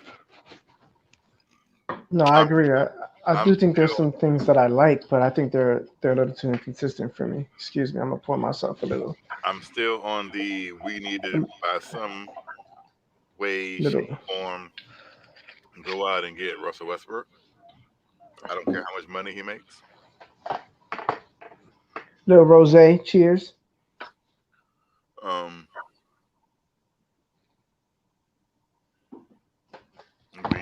we need to get Russell Westbrook on this team.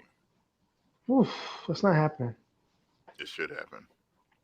They're gonna get Victor Oladipo, and you're gonna like it. I don't think Victor Oladipo solves an issue that we have. Me either, but that's what's gonna happen. I mean, the guys like him are gonna come here to Is he? start. Because what's keeping Victor? I'm saying like a player like him who's like a tier 2, 3 all-star kind of guy. Is what's keeping Victor Oladipo from going to Miami? Because there's all kinds of rumors and links for him in Miami for like a while now, and I feel like Miami was saving themselves for Giannis, but he resigned. So I don't know. Their fallback option is going to be Oladipo, but it seems kind of likely. Yeah, you know who I would like? I'm not gonna lie. Either Russell Tobias Harris. Tobias Harris.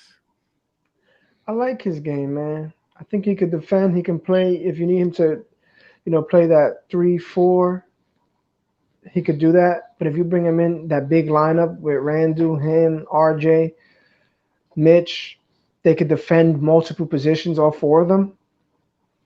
And he could knock down a shot and get his own shot. That would be nice, man. But they're not gonna give him up in Philadelphia, but that would be nice. I said, who was I talking to? People get on me, right? They get on me because I am the Knicks Stratosphere Knoxer, Yeah, we president know. of the Knoxer Society, I'm gonna get you. I'm gonna get you a shirt. and that's cool. It's gonna say Knoxville, and it's gonna have Kevin Knox in a Superman shirt. But this is the thing, and this is what I don't want it to happen. Kevin Knox is going to go somewhere else, and then he's going to put up like 23, 24 points a game. That's asking a lot now, Kev. Come on. 15.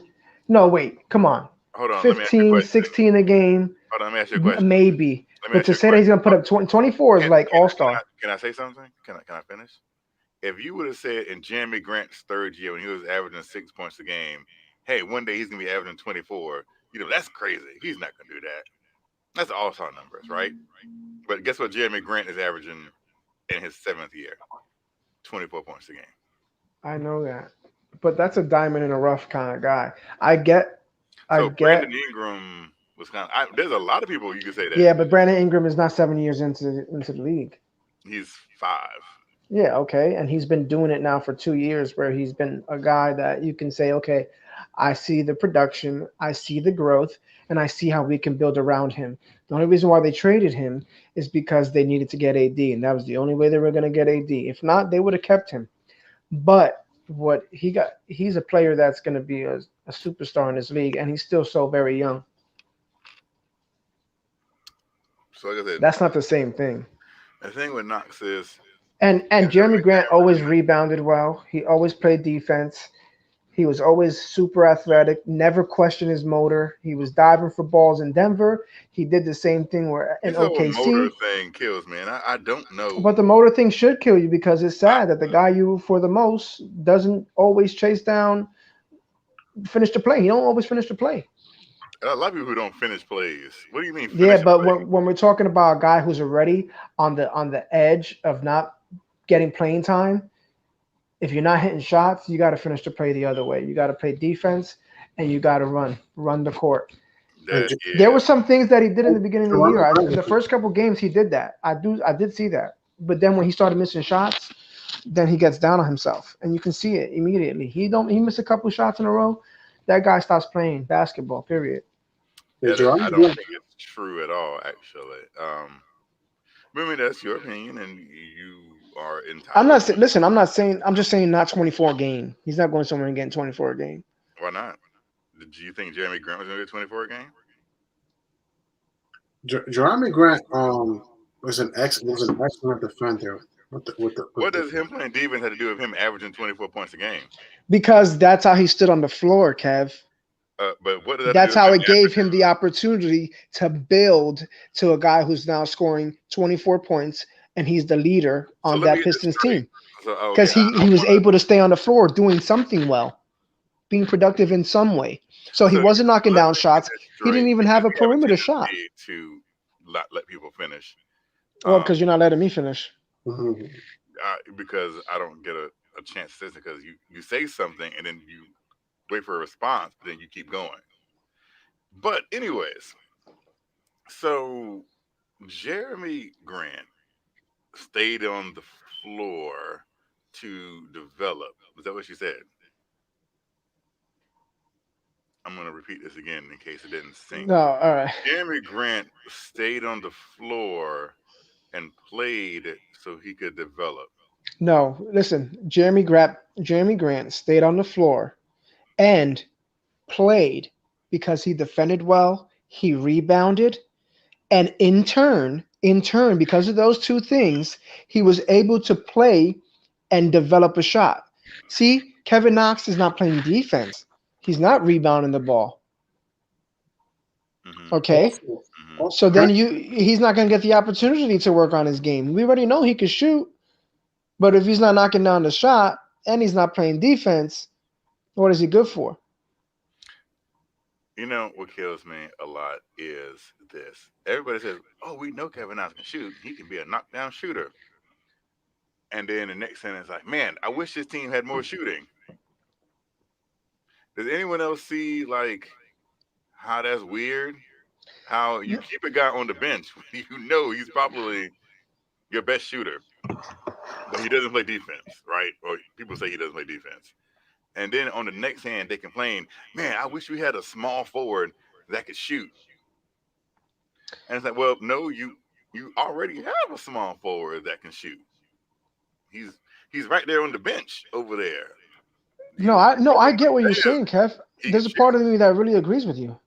and that's what I'm just so very confused when people say that. Like, I wish we had a wing that could shoot, and it's like, well, no, you already But do. when they say that, Kev, what they really are saying is, I wish I had a wing who can make a shot, who can get his own shot, even if it's not a perimeter shot, but also not be deficient on the defensive side of the ball where he's hurting us. So that if he isn't making a basket, if your wing who could shoot isn't making shots consistently in a game, he's gonna make up for it playing I good can tell you defense this. and I don't. rebounding the basketball. Something that Kevin Knox just doesn't do when he's not hitting shots. I can I make don't a quick point? Can I make a quick point? Yes. That I was going to say that Jeremy Grant went to Syracuse, and I don't know if that it's not a big deal, right? But Melo got traded. When Melo got traded, he got for that Mitchell Robinson pick. It was to OKC, and That's I funny. I think he learned a lot from Carmelo Anthony that season, and look at his offense now, like through the years. I mean, I'm not gonna give all the credit to Carmelo Anthony, right? But I'm proud the way he's developed. He was a great defender. Now, not only is he, now he's a real threat on offense. Like, I mean, this guy's he's like an 80% free throw shooter. Uh, Possibly 500 for the field. I don't know, some ridiculous number like that. And You know, he started off, like you said, a great defender. Melo gets traded to OKC, and that Hold was on. a I just had to say that my mic was on mute the whole time, and it's still an echo.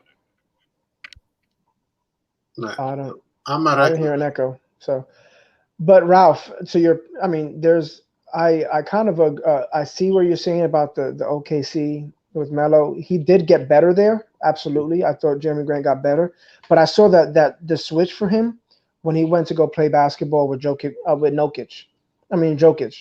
right. And he learned how to use his body. He Right. learned how to be a little bit more finesse.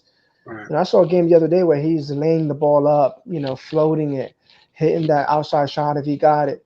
He learned that kind of offense from playing basketball in Denver And the last couple of years. and Jeremy Grant, he's related. I hear he's related to Horace Grant and Harvey Grant. So he has a family that's been in the NBA. So a lot of connections, I Yeah, mean, and I mean, we did have his brother on the team. yeah. That was a disaster. Remember that, Kev? Remember when we had Grant? Remember when we had his brother on the team? Yes. How great was I that? was reading the. we had some very Funny comments. We had some. Which one do you like the most? I appreciate everyone who stays up. How many people do we have in the chat? The 50. We only have 52 tonight. It's a low number tonight. Let me refresh. Well, if we got 52, then 52 got to put the like and the subscribe to the video, man. That's how we keep this going. We're a family. We gotta like. If all 52 are here, 52 likes. And the answer Kendall Rivera's question, yes, I would pick Knox again if we did that draft over again. I would still pick at 9. Yes. There's no question. Oh, you know what? Let's just do it right. If we do a redraft, we have the Dayton, Luca, Trey. I think Colin Sexton. I mean, I can find that. Marvin Bagley. I don't know Marvin. Yeah, Bagley. I think he can.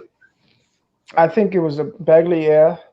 I don't know if I drafted Marvin Bagley in the top 10 pick, but Marco Porter Jr. So it was. That's the one I would take right there. Luka, Jaren Jackson, Trey Young, Mo Bamba, Jaren Jackson, Wendell Carter, Colin Sexton, Knox, Mikal Bridges, Shai Gilgeous-Alexander, Miles Bridges, Michael Porter was in that. That's the one I would take, Michael Porter Jr. Because he's the wing that can shoot. He can do everything. Simons was in Jesus, if we had Michael Porter. If you had Michael Porter wouldn't be playing either. That's Michael a lot. Porter, You're crazy. Because Michael Porter plays zero amounts of defense. He's gotten much better. Do not sit here and say Michael Porter Jr. He wasn't good last year. I'll tell you that much. Michael Porter Jr. plays defense. Listen, he would sit last year. He sat because of it, but he's gotten much better at it. No, he has not. Michael Porter Jr. still don't play no defense. He still doesn't. Most of that Denver team doesn't play defense. Only Gary Harris. So now Michael Porter Jr. is Scottie Pippen, I guess. I didn't say that. See, no one said that. I said he'd be better than Kevin Knox right now on this Knicks team. No, he wouldn't be playing because he doesn't play defense. He would be starting. He would not be starting. Michael Porter Jr. doesn't play defense at all. Michael Porter Jr. does not play defense. Stop it. You're talking real different right now. No, Michael Porter Jr. does not play defense. Period. He doesn't. Not at all. None. You know who I did want? Was Shai Gilgeous-Alexander. When we were talking about, I think people wanted Kevin Knox. I was looking at Shai Gilgeous-Alexander. I want to see the tape where you said that you wanted him because I don't. Okay, so Instagram. I'll show you my Instagram post. I mean, I guess I should say it. I never thought about saying it, but go to my IG, Ralphie, RALPH. You know, I'm gonna put him in a private chat. I mean, maybe I should. I think the chat. Yeah, I don't Alright. think that's not me with the echo. that's not me either. I can mute myself. You want to mute myself? I I'll show know you. what, Ralph. I kind of hear it on you. Okay, so here it goes. Ready? All right, Kev. Like this, can you hear me? Yeah, I hear you perfectly fine. Like I don't think that's me. It's not you.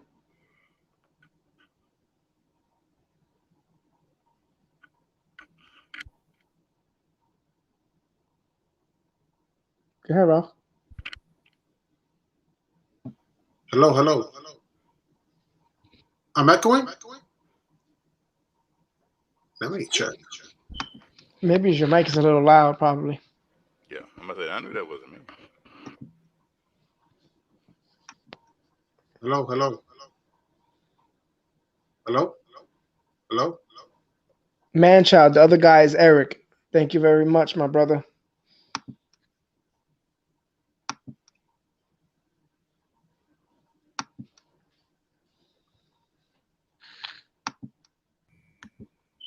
Here, let me see.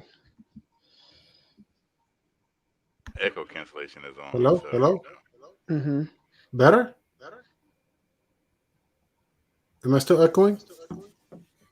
You sound better. Am I echoing though? No, I don't hear an echo. Still echo? Okay, let me echo. I Yes don't. or I no? just feel like it's a little loud. I don't hear an echo though. Oh man, hold on. Speaker. yeah, it's still an Internal. echo. But while you fix that, listen, John B. Yes, Michael Porter Jr. will start on his team, no question, for sure. Like chat, you guys don't think that he will be starting on his Knicks team? Because he plays no defense. Yeah, Come on, man. none. You take that the idea that If he we had plays no if we defense had to if the fact we that had he's not a better player than everybody at the wing position we have on the Knicks right now, and he is. Hello, hello, hello. Better? no, still not. Echo? I don't know, bro. You have a headset? Yeah. I had this, but I turned it off. Put the headset on. Why don't you put your headset on? You have a headset? All right, let me see. Like headphone? Yeah.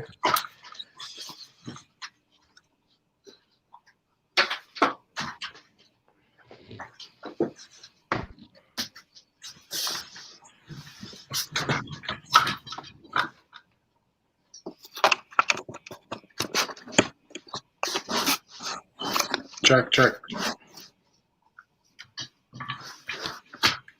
Why am I echoing?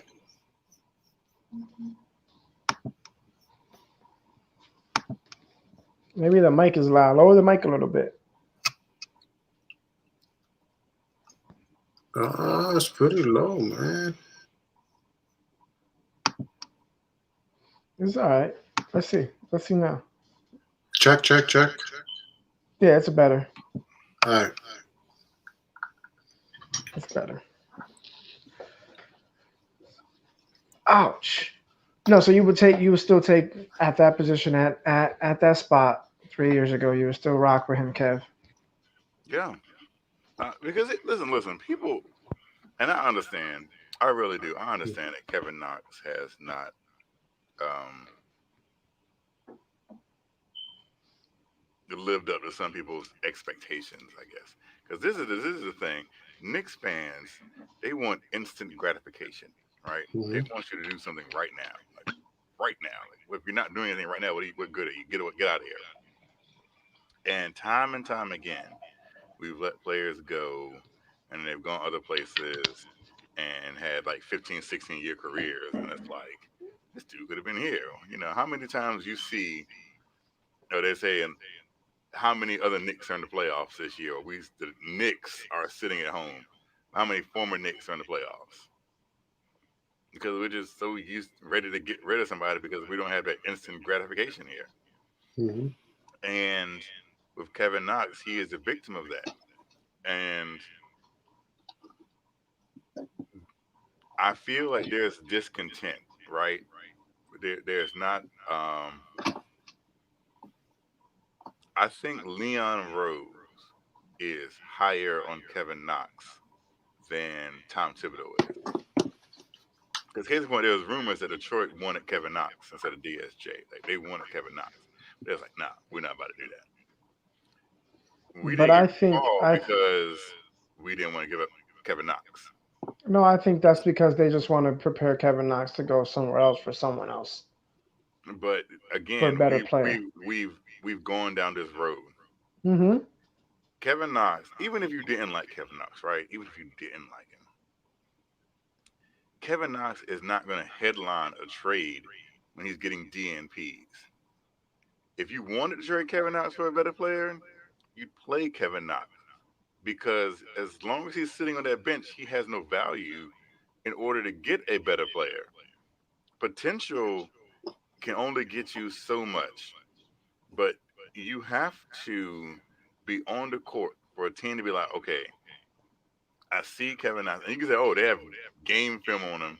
Yeah, But you don't think they've not, seen in like over 3 years and see that what he no. can do and the things that he can get better at? You don't think that there's some inkling of the kind of player he is? I mean, he did play. If David Fizdale was our coach, I'd say yes.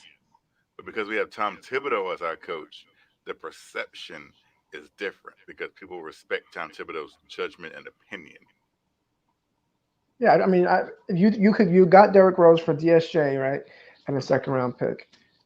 They didn't want to give up Knox because they can put Knox with Mitch and Frank and Alfred for someone else. You know. So let me get this straight. Who is this someone else, hypothetically? Like, who is someone else?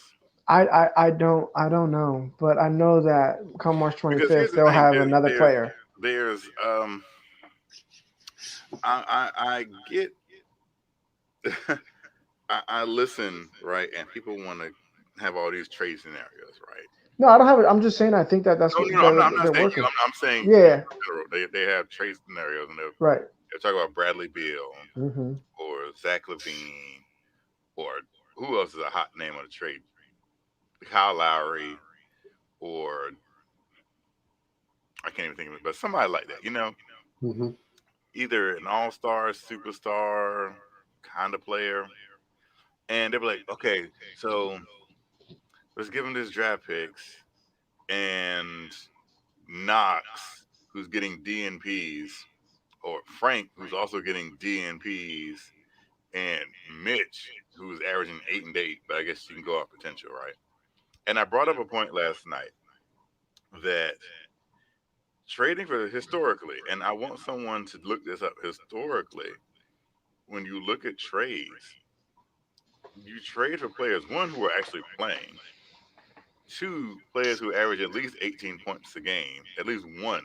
You have one player who's averaging at least 8 points a game, or 18 points a game, and draft picks, or a lot of players. And most of them are averaging double figures in points, right? Name a trade where you got a superstar player and two of the players that are headlining the trade going to this team are people who aren't even in the regular rotation from the team they just came from. That's what that trade threw me off a bit with Derrick Rose, Dennis Smith Jr. Well, the thing with that is that they take a chance on a young guard. They're already rebuilding, like complete rebuilding. I think that was more. Yeah, that was. And I also think it's more about that's where Derek Jeter. That's where Derrick Rose wanted to go. He wanted to go to the Knicks. I don't know what I wouldn't take Derek Jeter on the Knicks. Me either, but I know Derrick Rose wanted to be a Knick.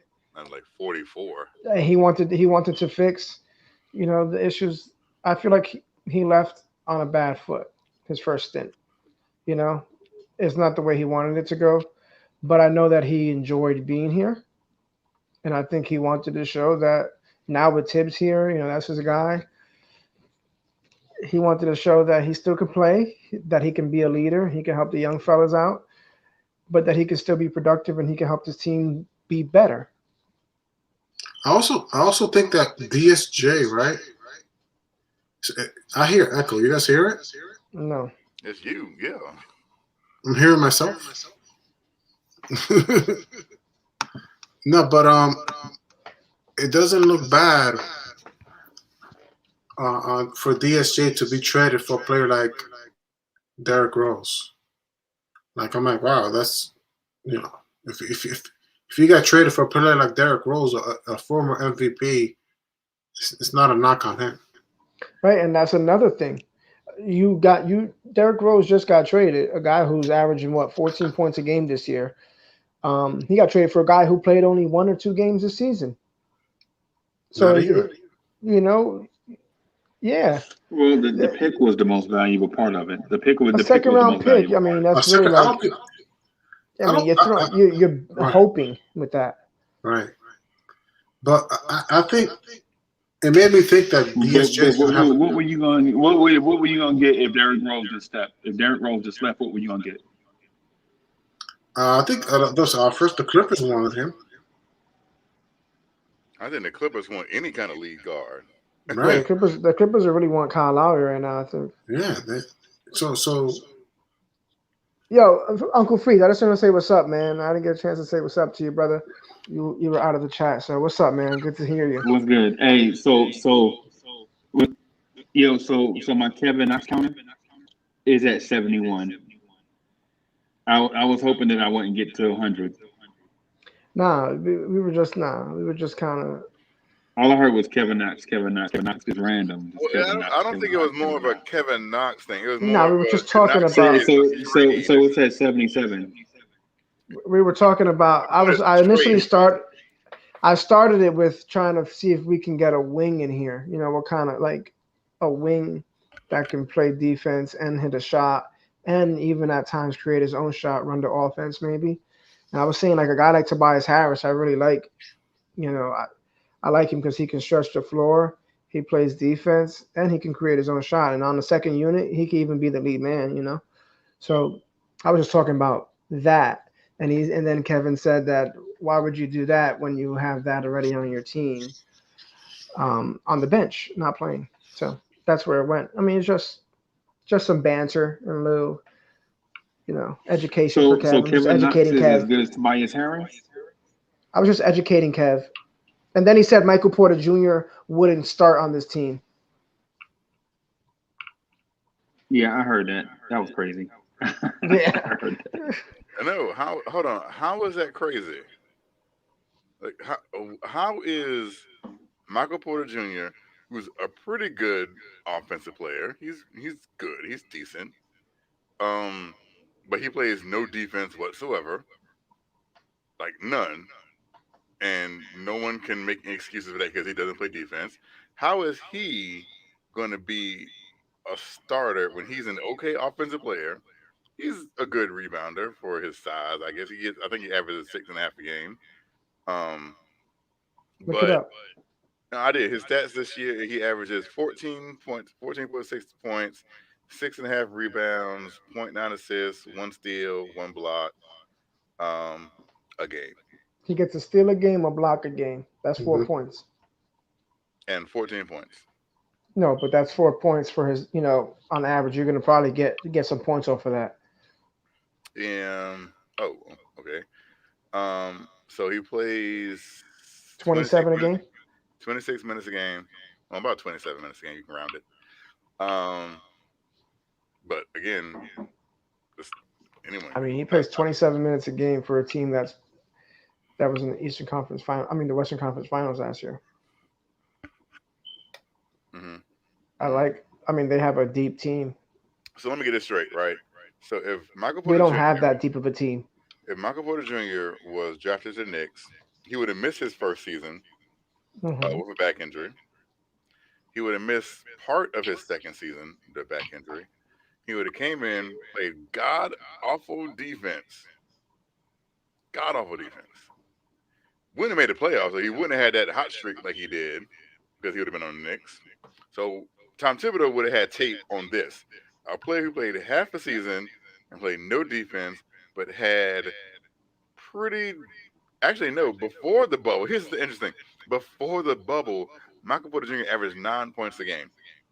So Tom Thibodeau would have came in, saw a player with no defense, averaged 9 points a game, and was an okay offensive player. Right, but I think he would Kev, have been starting. You're correct. But what would have happened is just like Kevin Knox got the opportunity at the beginning of this season, Michael Porter Jr. would have had the same opportunity, and he would have taken it and ran with it because he's that much better But Michael Porter physically. Jr. is still not a good defensive player. He's much better than he was last year. No, much better Yes, he is is. still bad. He gets to the paint. He gets blocks. He rips guys up for the steals. I've watched the games. I don't know. He's in transition. He can move in transition. He could run the floor. He's probably calling you right now, asking you what you're talking about, man. What's wrong with you?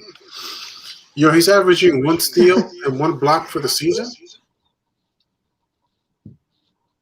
I mean, yeah, he's averaging 1 block a game, 1 steal a game. That's amazing. Almost 7 rebounds and 15 points in 26.8 minutes.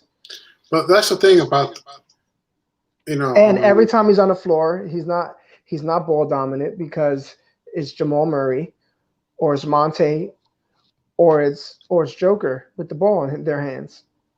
Or Right. if it's not them, then you got to talk about Will Barton. You know what I'm saying? These guys always are having the ball in their hands, and he's picking the spot. This is a kid that can come down the court with the ball. He can move in transition. He's fast. He's athletic. He can jump through the roof. He's strong. He's a guy who had a bad back injury, had surgery, and he's not even a full season into playing professional basketball. And he's doing some of the things that are special now. He would start for the Knicks over Kevin Knox, and it wouldn't even be fair, over Reggie Bullock, over Alec Burks, over whoever you want to mention. At that 3, he would start. I agree. No, here's my take, because you made some great points about Jerome Grant developing well in Denver, right? Mm-hmm. Before drafting Michael Porter Jr., they know how to. That already let you know they know how to develop well in terms of forwards. They have Nurkic. They drafted Nurkic before. They drafted Nurkic and they drafted Joker, and then they traded Nurkic. Right. For Plumlee. Plumlee got better there. Right. He's a good passer. He was doing that in Portland too, but he got better at finishing, hitting free throws. He was better at, and that's Mike Miller, man. That Mike Miller, he comes from the same tree, that Tibbs tree. So that's what it is. And so much credit to him, but that lets me know that even if Kevin Knox would have went to Denver, I think he would have been having a good year. He would have been developed much better. Yo, Freezy, if you're listening, I'm sorry to interrupt you, Ralph. Tony Crow, the champ. Well, he's here? Okay. He wants the link, baby. Right. I'm sorry. I guarantee if Kevin Knox is in Denver, Kevin Knox will be averaging about the same that Michael Porter Jr. is averaging right now. Okay, it doesn't. You're right. You can only go by a player's circumstances and environment and situation. And talent. Kevin Knox and talent. Kevin Knox has talent. Why do you think he does have talent? No, I'm not saying he doesn't. I didn't say he didn't have talent, but he doesn't have. He's not a better athlete and a better basketball player than Michael Porter Jr. Yeah. I don't know about athlete because I think Kevin Knox is a superb athlete actually. Just probably as good. Here's my thing about Michael Porter Jr. He's long. He's not strong. Kevin Knox is long. He's not strong. He's not. Michael Porter Jr. is very strong. What? I don't. Michael Porter Jr. bang you in the paint and bang on you. Kevin Knox is not doing that. When is the next Denver game? Because I got to watch this. Because I'm going to take my time and actually watch Denver play, and then I'm going to come back. You should, please. I would love you. Listen, you could even watch tonight's game. Watch tonight's game. What I've seen about Michael Porter Jr. is not anyone that's about to back somebody down in the paint. I've seen him bang it on somebody. Bulldoze his way into the paint. He's a big, strong kid. Kevin Knox is more finesse. It's not easy to average 7 rebounds. It's not easy to average 7 rebounds for the season. That's hard work.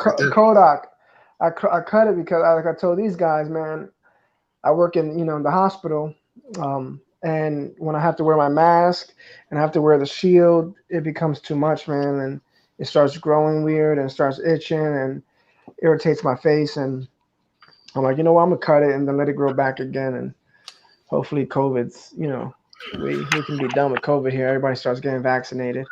But yeah, that's why I had to cut it, Code. I mean, I'm sorry. So I like the culture that Denver has. You know, I trust the development. You know, Jeremy Grant, Michael Porter Jr. You know, so shout out to them. Will Barton. Yeah, I Will wish Barton. I wish But I the thing wish about Will I Barton, would he played transfer him. like that. Listen, Will Barton played that way in Portland. Right. Everybody forgets that he was in Portland, but he played extremely well in Portland. Knockdown 3-point shooter, kind of that 6-man role where he can handle the ball, create He's his own tough. shot for sure. He's good and he's scrappy defensively. Sometimes he could run the point. Sometimes I think. Yep, Right. he does. I mean, Gary Harris, man, that guy can hit a knock down a three. He plays some great defense. They have a good young team, man. I would trade for I, Will Barton. I don't know what's the I cost. like Will But Barton. yeah, I would trade for him if he's available. No, but then we're kind of in the same position. He doesn't really change any of the things we have. I mean, if I could trade Reggie Bullock in a second rounder for Will Barton, I I'll would do trade it. Reggie Bullock for a box of oatmeal. You like oatmeal? No, I Me hate too. oatmeal. I should, that's Or Alec Burks in a second round pick. No, I think Alex Burks has some value because he's more consistent than Reggie Bullock. Point. I would take Alec Burks and keep him Whoever, here whoever because he could for, also run that point. He could play the same position that Bullock plays when he's off the ball. But at times, if you need him to run that point position and he bring the ball up, you trust him to be able to handle the basketball, full court. I don't trust Bullock to do that. So I mean, you talk about who's worth more and who's more useful. I would keep Alec Burks over Reggie Bullock in that case. What's going on, fellas? what's going on? Yo, Crow, what up, dog? What's going on, Tony Curl? I'm good. Where you at, yo? Oh got a- man, You got the fedora on? nah. That's. I'll bring that up when it's time to compete. Listen, but Saturday, I can't wait. Joe Madden, you better be ready, dog. If you watching, if you in the chat, if you in your third dream, I don't know what you're doing, but I'm ready for you, brother.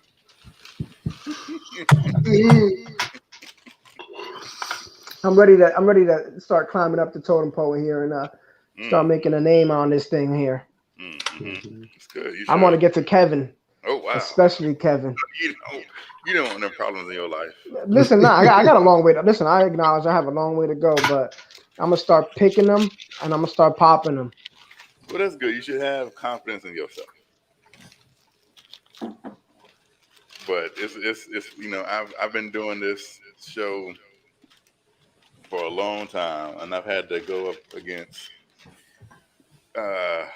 Legion of Knicks and Chuck B and Coach Color Blocks and I know there's just some a good lot. there's some good to debaters on it on this hold my on this crew. own here, and I've lost some, I've won some, and it is what it is, and people make their points, and it's valid points, and it's all about making sure the chat sees the course that you're trying to take them on, right? Like you had like this debating is okay. It's not me talking to you, Eric G. No, it's talking to the chat. To, like how many 100 and some people. That's what it's about. And I have to make sure that they can know where I'm taking them. Because anyone can come out here and just say stuff and it can be incoherent, but you feel like you've made your point. But if they're not following you, then okay. So that's all it is making sure that you hammer home what you're trying to say, right? Yeah, but in your case, it was telling a lie because that's how you won. Because that's not how you felt. You were lying. You did some that was very fugazi. No. How I felt. You were very fugazi the other day when you won that debate last week because happened, you were doing things that you didn't even believe yourself. No. So here's what happened. I can't trust you the next debate. It's just a twist of fate, right? Because that game was a game that the game that happened that day. Hold on one second. That's the game they won, and you were like, "Oh, I like Tom Thibodeau. He's doing an excellent The job." game that happened that day, Portland Austin Rivers was benched, right? was Portland. And so I was like, oh crap, Tom Thibodeau's finally learned. He's finally, benched Austin Rivers. So I went on there to give credit because I was like, well, he's done what I asked him to do. I mean, he didn't do what I asked him to do. Like I had anything to do with it, but you know what I mean. Like If you did, he would have done what you want him to do. he finally stopped, because my whole thing is this. I really feel like there's no accountability. As long as you're a veteran player, like there's no accountability. I kind of felt that was a little bit of a farce. And so it just so happened, just by sheer happenstance, this happened. So I went on there and gave Tom Thibodeau his props. No, you didn't say he made a great adjustment tonight. I really disagree with some of the things he did early. That's what I would have said if I didn't agree with. Listen, I really disagree with some of the things he's done earlier in the season, and actually even up onto this game. But tonight he made an adjustment that I thought was needed sooner, but I was glad he made it. And it showed that he is adjusting. You didn't say that. You said, I think he's doing a great job, and he's been doing a good job this year. And you were really something else that day, yo. I'm very proud of you, though. You did it. I mean, but it's not going to be that easy all the time.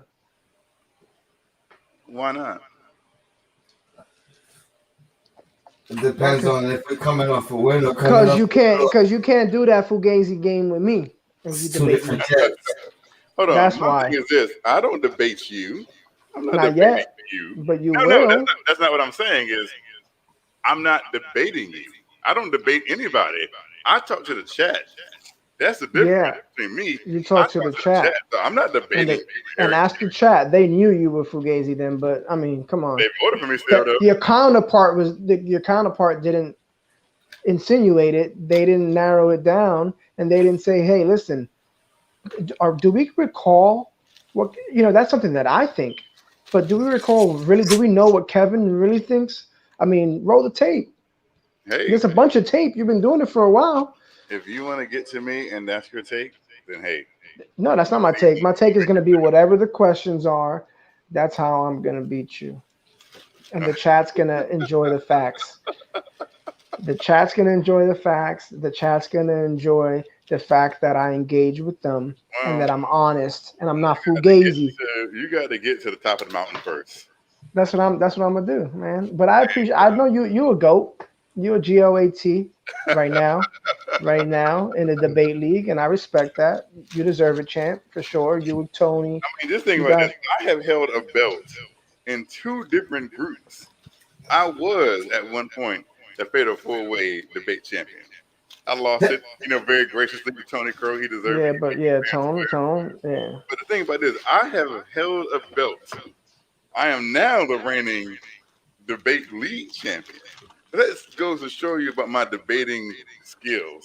The fact that even when I lost the first belt, I was the runner-up, and I was the runner-up when I lost the belt to the Fatal 4-Way champion. So again, debating me, Listen, I know whoever's in the chat still. I know y'all know who would win a debate between me and Kev, and we don't even have to do it. Don't even write. Listen, if you want to write in the chat what you think will happen, you could, but you don't have to. I don't want you guys to do that to Kev.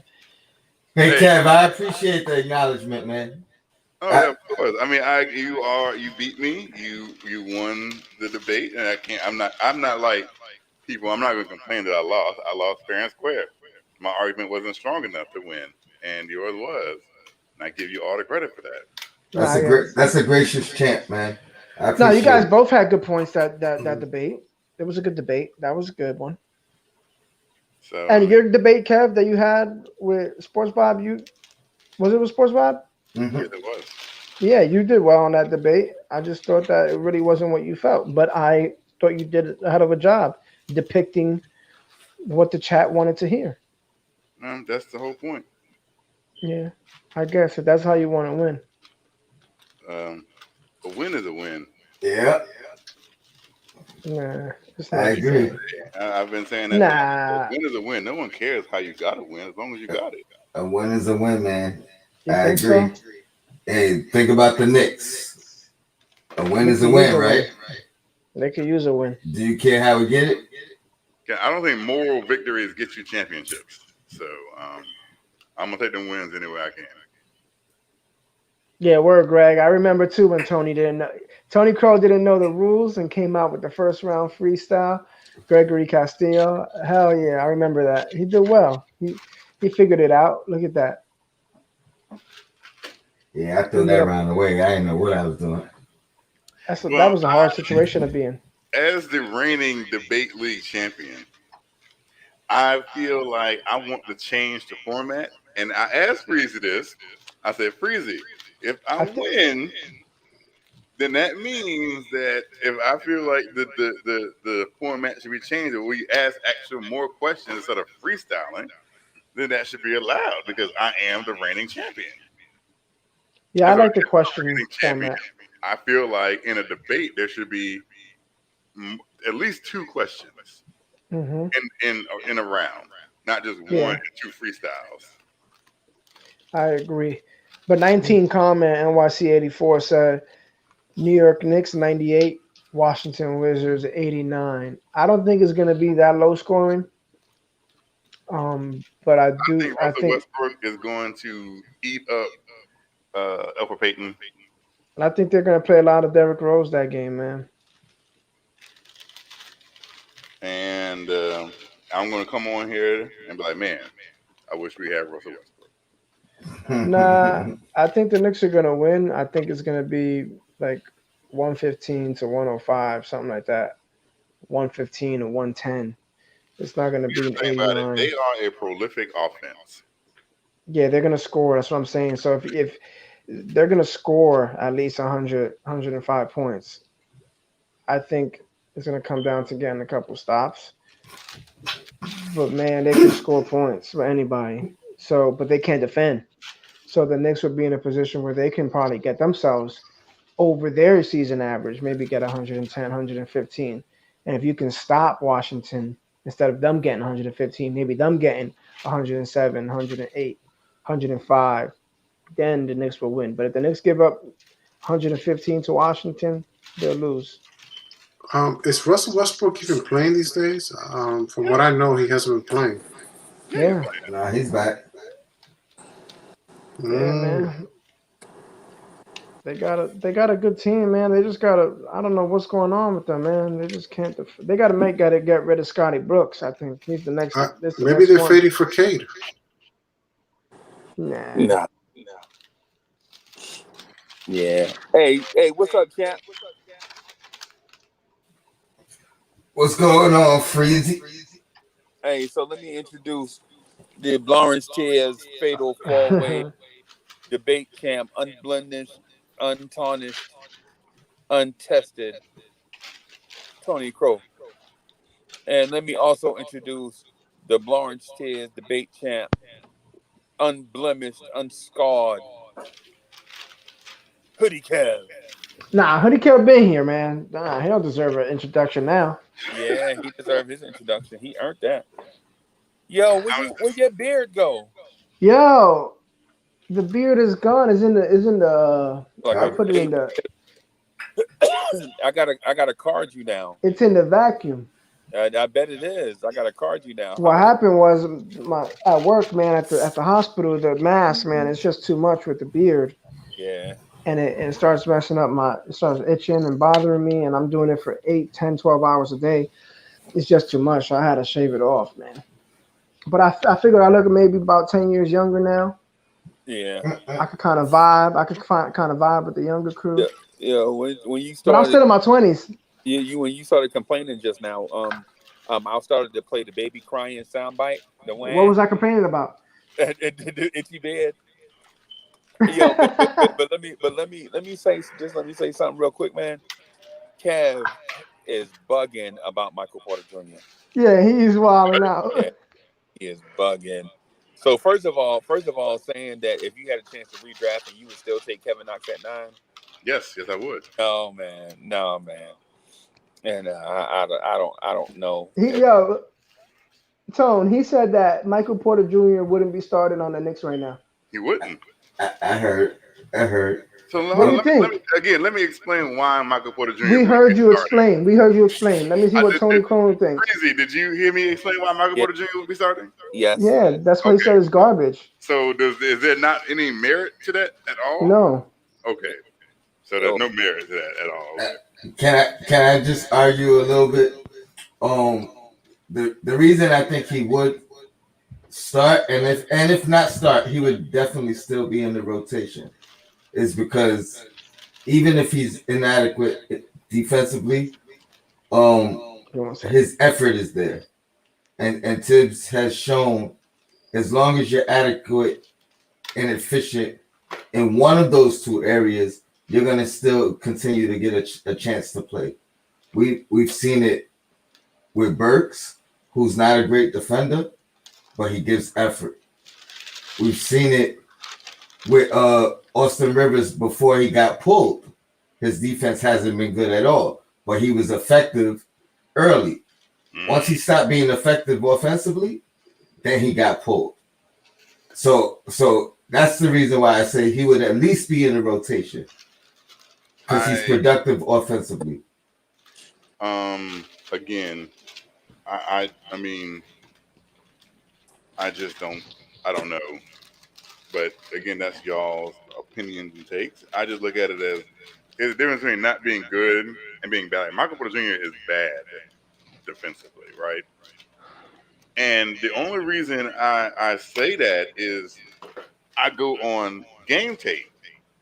So as in, if Michael Porter Jr. was here from draft day, because you only have a half a season almost to go on. People weren't high on Michael Porter Jr. until he got in the bubble. Mm-hmm. That's the thing. And so if he was on the Knicks, he wouldn't have had that bubble. Listen, people were high on Michael Porter Jr. No, they all weren't. the way to what? No, yes, when he was in high school, dude. Let me ask you a question. The reason why he didn't go number one overall what was because Michael his Porter back. Jr. doing before the bubble? Do you know? Recovering from surgery. Oh, he was rehabbing. Well, now he was rehabbing. No, that was a great rehab. It happened overnight. No. I can see if Michael Porter Jr. played like a handful of games before the bubble, but he didn't. Michael Porter Jr. played like 30 games before the bubble happened. And then the bubble happened, and it's like March Madness, where that player just burst on the scene. And I'm like, whoa, wait, when did this happen? Michael Porter Jr. had been playing and wasn't doing anything. Kev, and then the Orlando bubble happened, and he just had a couple games he blew up. And it's like everybody was like, "Oh my God, Michael Porter Jr." But no, there wasn't. Oh my God, it was. Said anything about Michael Porter Jr. before that? That's what it is. But y'all don't want to be real with it. So go ahead. No, Kevin. Listen, he went from averaging 9 points to up into the 20s, and then upped his game again in the playoffs. Also, Kevin, do you remember the draft? That draft? Yeah, do you remember it? Yeah.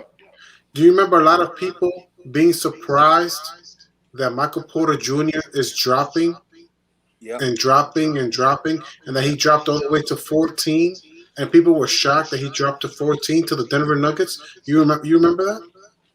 Yeah. He would have been number one. Hey, Raphael, let me throw another thing. Let me throw a thing at you and process this. So did you know that the Denver Nuggets drafted Jamal Murray, Donovan Mitchell, Michael Porter Jr., Yusef Nurkic, and Jokic? Yeah. Can you imagine what that team would be like if they kept all those assets? Well, Nurkic always gets hurt, so I don't know. I mean, but he'd still be on the roster. I know he's a stud. Yeah. I mean, think about that. So they drafted two. You said they drafted. No, they traded Jokic. Traded for Jokic, didn't they? No, they drafted Jokic. They drafted Jokic in the second round, and they drafted Nurkic. They just traded Nurkic to Portland. But they did. So who they get in that trade? They got Plumlee. Okay. And Will Barton, right? And Will Barton. Right, and so, but the thing is though, is they tried to play both of them, but Mm-hmm. both of them deserve to start. You know what I'm Mm-hmm. saying? And Nurkic was actually better than Jokic at first because Mm-hmm. Jokic wasn't in shape. You know what I'm saying? And so man, they had Nurkic and Jokic. They legit on draft night. They had Donovan Mitchell and Jamal Murray at the same time, Mm. and then they later on drafted Michael Porter Jr. Hold on, they had Donovan Mitchell. Yeah, they drafted him and traded him to Utah on draft night. They drafted him and held him, and then traded him on draft night to the Utah Jazz. And who they get in that trade? Nothing, because They just got. whatever they got, it wasn't equal to Donovan Mitchell. You know what I'm saying? You sure? You sure it wasn't? You sure it wasn't like a trade? They traded that draft pick a year ago or years ago or something. No. When you look at that draft, when you look at the Frank Ntilikina draft, the commissioner says with the whatever pick, the Denver Nuggets select Donovan Mitchell. Wow. He was a draft day trade. Yeah, they traded him on draft day. Somebody look up who he They got gotta traded have for. something for that. Because I see in Basketball Reference it says Utah. Doesn't say Denver. No, that's not right. Okay, Or I'm gonna maybe, go look at it. or maybe Look at the video of the draft. You don't have to go by Okay, a website. Look at the 20 what Frank we drafted Frank. 17. Go look at the 2017. 2017 draft, and it'll show you the Denver I'm gonna Nuggets. do it right now. Guys, I'm gonna head out. I'll see you guys in the morning drive, Freeze. I'll see you at the morning drive. Okay. All right. All right, guys. Peace out, guys. If you like the content, hit the like button. Subscribe to the And channel. subscribe. Thank you, guys. Join the virtual chat. Join the video chat. Turn your notifications on. Share on social media. Thank you, sir. For sure. All right. Hey, so Cav W. The reason why I brought that up about the Denver Nuggets is because of this. You don't need the number one pick in order to draft a successful team. Start. Yep. Right. All you need is an excellent scouting department, somebody that's going to be able to identify talent, legit talent, and then bring that player in and develop them.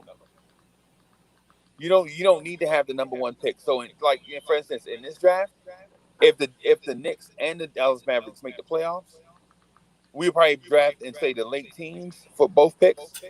But you don't need to have the number one pick in order to get a can't miss guy. You know what I'm saying? All you need to do is have a guy like Walt Perrin and others. You know what I'm saying? He's right. The Nuggets selected Donovan Mitchell, 13th overall. Why do you think I was lying? Yeah. Why do you think? So now you see what I'm talking about, right? You don't have to. That's why he always goes off on them. Yeah, probably. Can you imagine the backcourt of Jamal Murray and Donovan Mitchell together with Michael Porter Jr.? Jesus. Right, that's what I'm saying. And Will Barton off the bench and Gary Harris at the Michael 3. Porter Jr. would have a fit. No, he wouldn't. Yes, he would. He would have a fit. Oh my God. Listen to this. Michael Porter Jr., this is a fact, it's on tape. Michael Porter Jr. went on TV and complained. I watched that press conference. I watched it. Complained that he wasn't getting the ball. No, he complained that the ball was sticking. He didn't say that he wasn't getting the ball. So there the ball other was guys. sticking to Jokic and Murray. And so if you add Donovan Mitchell, what do you think would happen? Hey, and he wouldn't be having a fit still? Okay. I bet you if they would have won that game that Michael Jordan Porter Jr. was complaining about, he would have never said nothing. They didn't win that game. They lost that game. Everything looks good when you're winning, but when you're losing, that's when the warts show. That's absolutely correct. Well, Kev, you know what? My point was, we want to at least know where our warts are. We have a team with a whole bunch of warts and we can't even find them. Yep. You know what I'm saying? I mean, how does it sound when we criticize a team with Michael Porter Jr., yet our small forward is Reggie Bullock? Or better yet, the guy we drafted in front of him is not even playing. Right. And I'm telling y'all, Michael Porter Jr. wouldn't be playing on this team. but I guess because y'all want to make believe Come that on, you something gotta is happening. stop. No, that's Knox is not playing because he wasn't making shots. Oh my The God! one thing that stop, he was please. doing early, he stopped doing. Mike Kevin Knox Oh, here we go. literally took My bad. two I shouldn't shots. have said that. He took 2 shots and was 0 for 2 and got taken out. And y'all say he wasn't making shots. So I guess Kevin Knox has to shoot 100% from the field in order to stay in the game. No, Okay. we're not talking about the last game he played. We're talking about the last 6 games he played. And Hold He on. I'm gonna say this. regressed. I'm gonna say something. Look at the shot attempts for Kevin Knox's last 6 we games. at 81. That's all I'm gonna say. I don't know. I'm watching. I'm watching Michael Porter Jr. play defense right now. He's doing a good job. That must be a really short clip. So Kevin Knox's name has been said 81 times. What are we even talking about? We're talking about how Michael Porter Jr. wouldn't be playing, but Max y'all don't want to believe right? that. Yeah. Y'all don't want to believe that. So go ahead and keep believing that Michael Porter Jr. will be the same player had he been on the Knicks the last 3 years. Go ahead and believe that if y'all want to. So Kevin Knox. Every time I say Kevin Knox, see it's 85 times.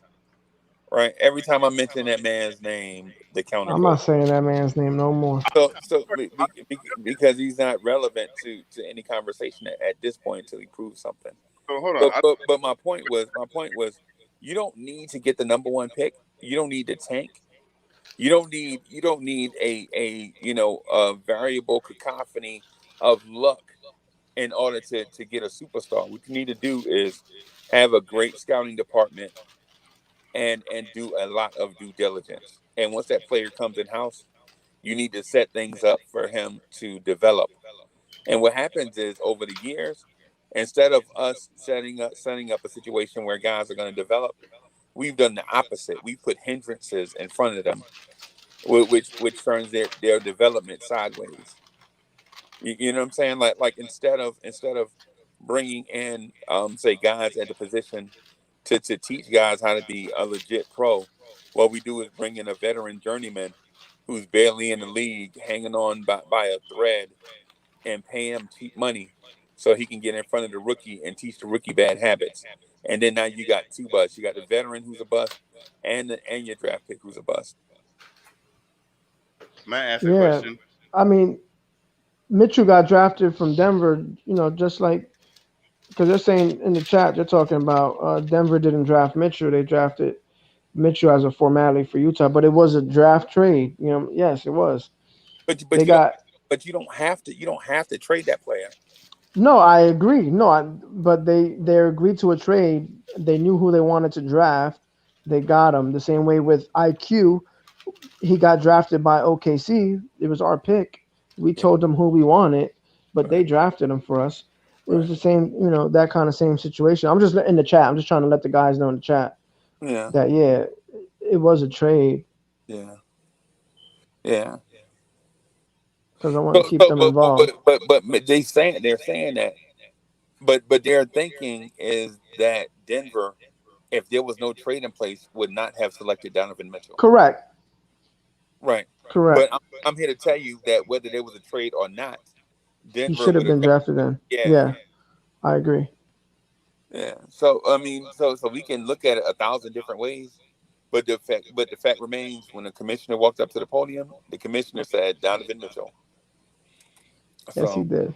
Yeah. So, but my point though is you see what Donovan Mitchell was selected, right? Yep, 13. That wasn't the number 1 pick. And you see what Jamal Murray was selected. That wasn't the number 1 pick. You see what Michael Porter Jr. was selected. That wasn't the number 1 pick. You see what Jokic was selected. He was a 2nd round pick. You see Nurkic was not the number 1 pick. So what I'm telling Knicks fans is cool down on the tanking thing, man. Try to win some games. Calm down on this tanking thing. Yes. And try to create a winning culture, and then draft the best player available when it's your time to draft. Yes. Right? I love that. Instead of trying to draft Jesus Christ, that's what the Knicks want to do.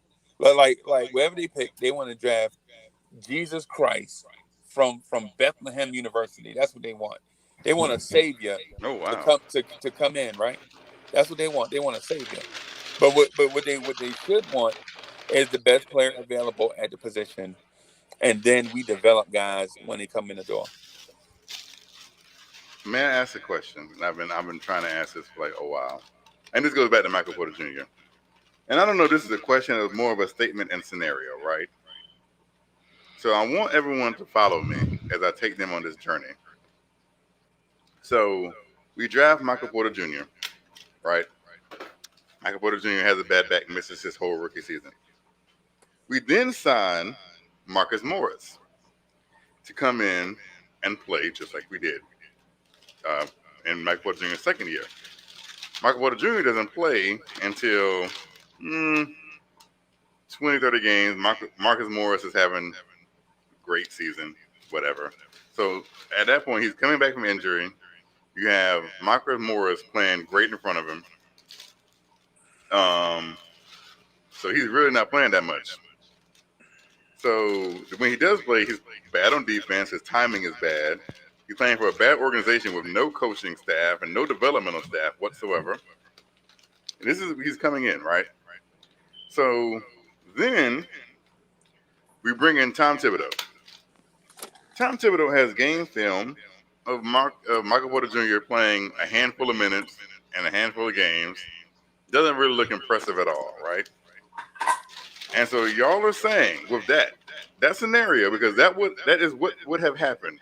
That is what would have happened had he been here. Y'all are saying that with that, he would have been a starter on this team right now. Yep. Bro. All right. That is not what would have happened. Is that not what would have happened? So we wouldn't have signed Marcus Morris. Yeah, but we also would have traded Marcus Morris once Michael Porter Jr. was healthy, and Michael Porter Jr. would have got those minutes. Yep. Why would he have gotten those minutes? Because he's the guy that they just drafted for that position, but because his back was blown out, they had to go get somebody. Boss. So No freaky. we didn't know what No he freaky. had. We would have hoped that he had You something. no, you knew what you had when you drafted Okay, Michael Porter Jr. so hold on. So when Michael Porter came back, he was averaging 9 points a game, right? So that's what the player that they would have had. He wouldn't have been balling out because he would have been the same as he was in Denver.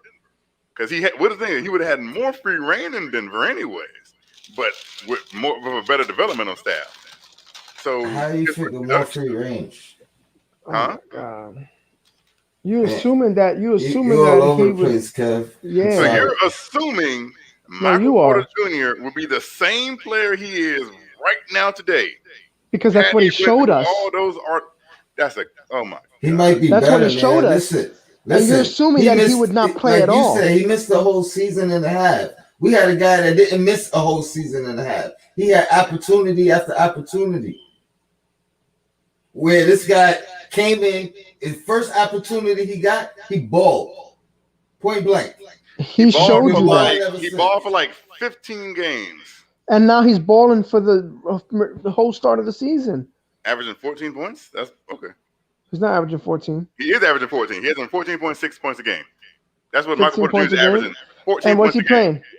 26 minutes a game. Okay. And 14 points. So okay, he's balling. And his not even in pretty much not even 82 game season yet. He's averaging. See, I'll take that. Off a guy who's coming off a major back injury and major back surgery, at his size and his position, having to play bigger guys, I'll take that from him. Okay. Do you know who Larry Johnson is? Yeah, no, don't be funny, How old bro. are you? How old are you? Don't be funny. No, I'm asking, how old are you? I'm gonna be 30. Okay. Do you remember Larry Johnson in Charlotte? Yes, I remember Larry Johnson in Charlotte. Was that the same Larry Johnson that played with the Knicks? Mm-hmm. The same Larry Johnson who redefined his game after his injury, didn't rely on his athleticism, learned how to shoot a jump shot, which Michael Porter already has. Why didn't he rely on his athleticism? It was gone. He redefined his going? game from injury. What injury? What, back injury?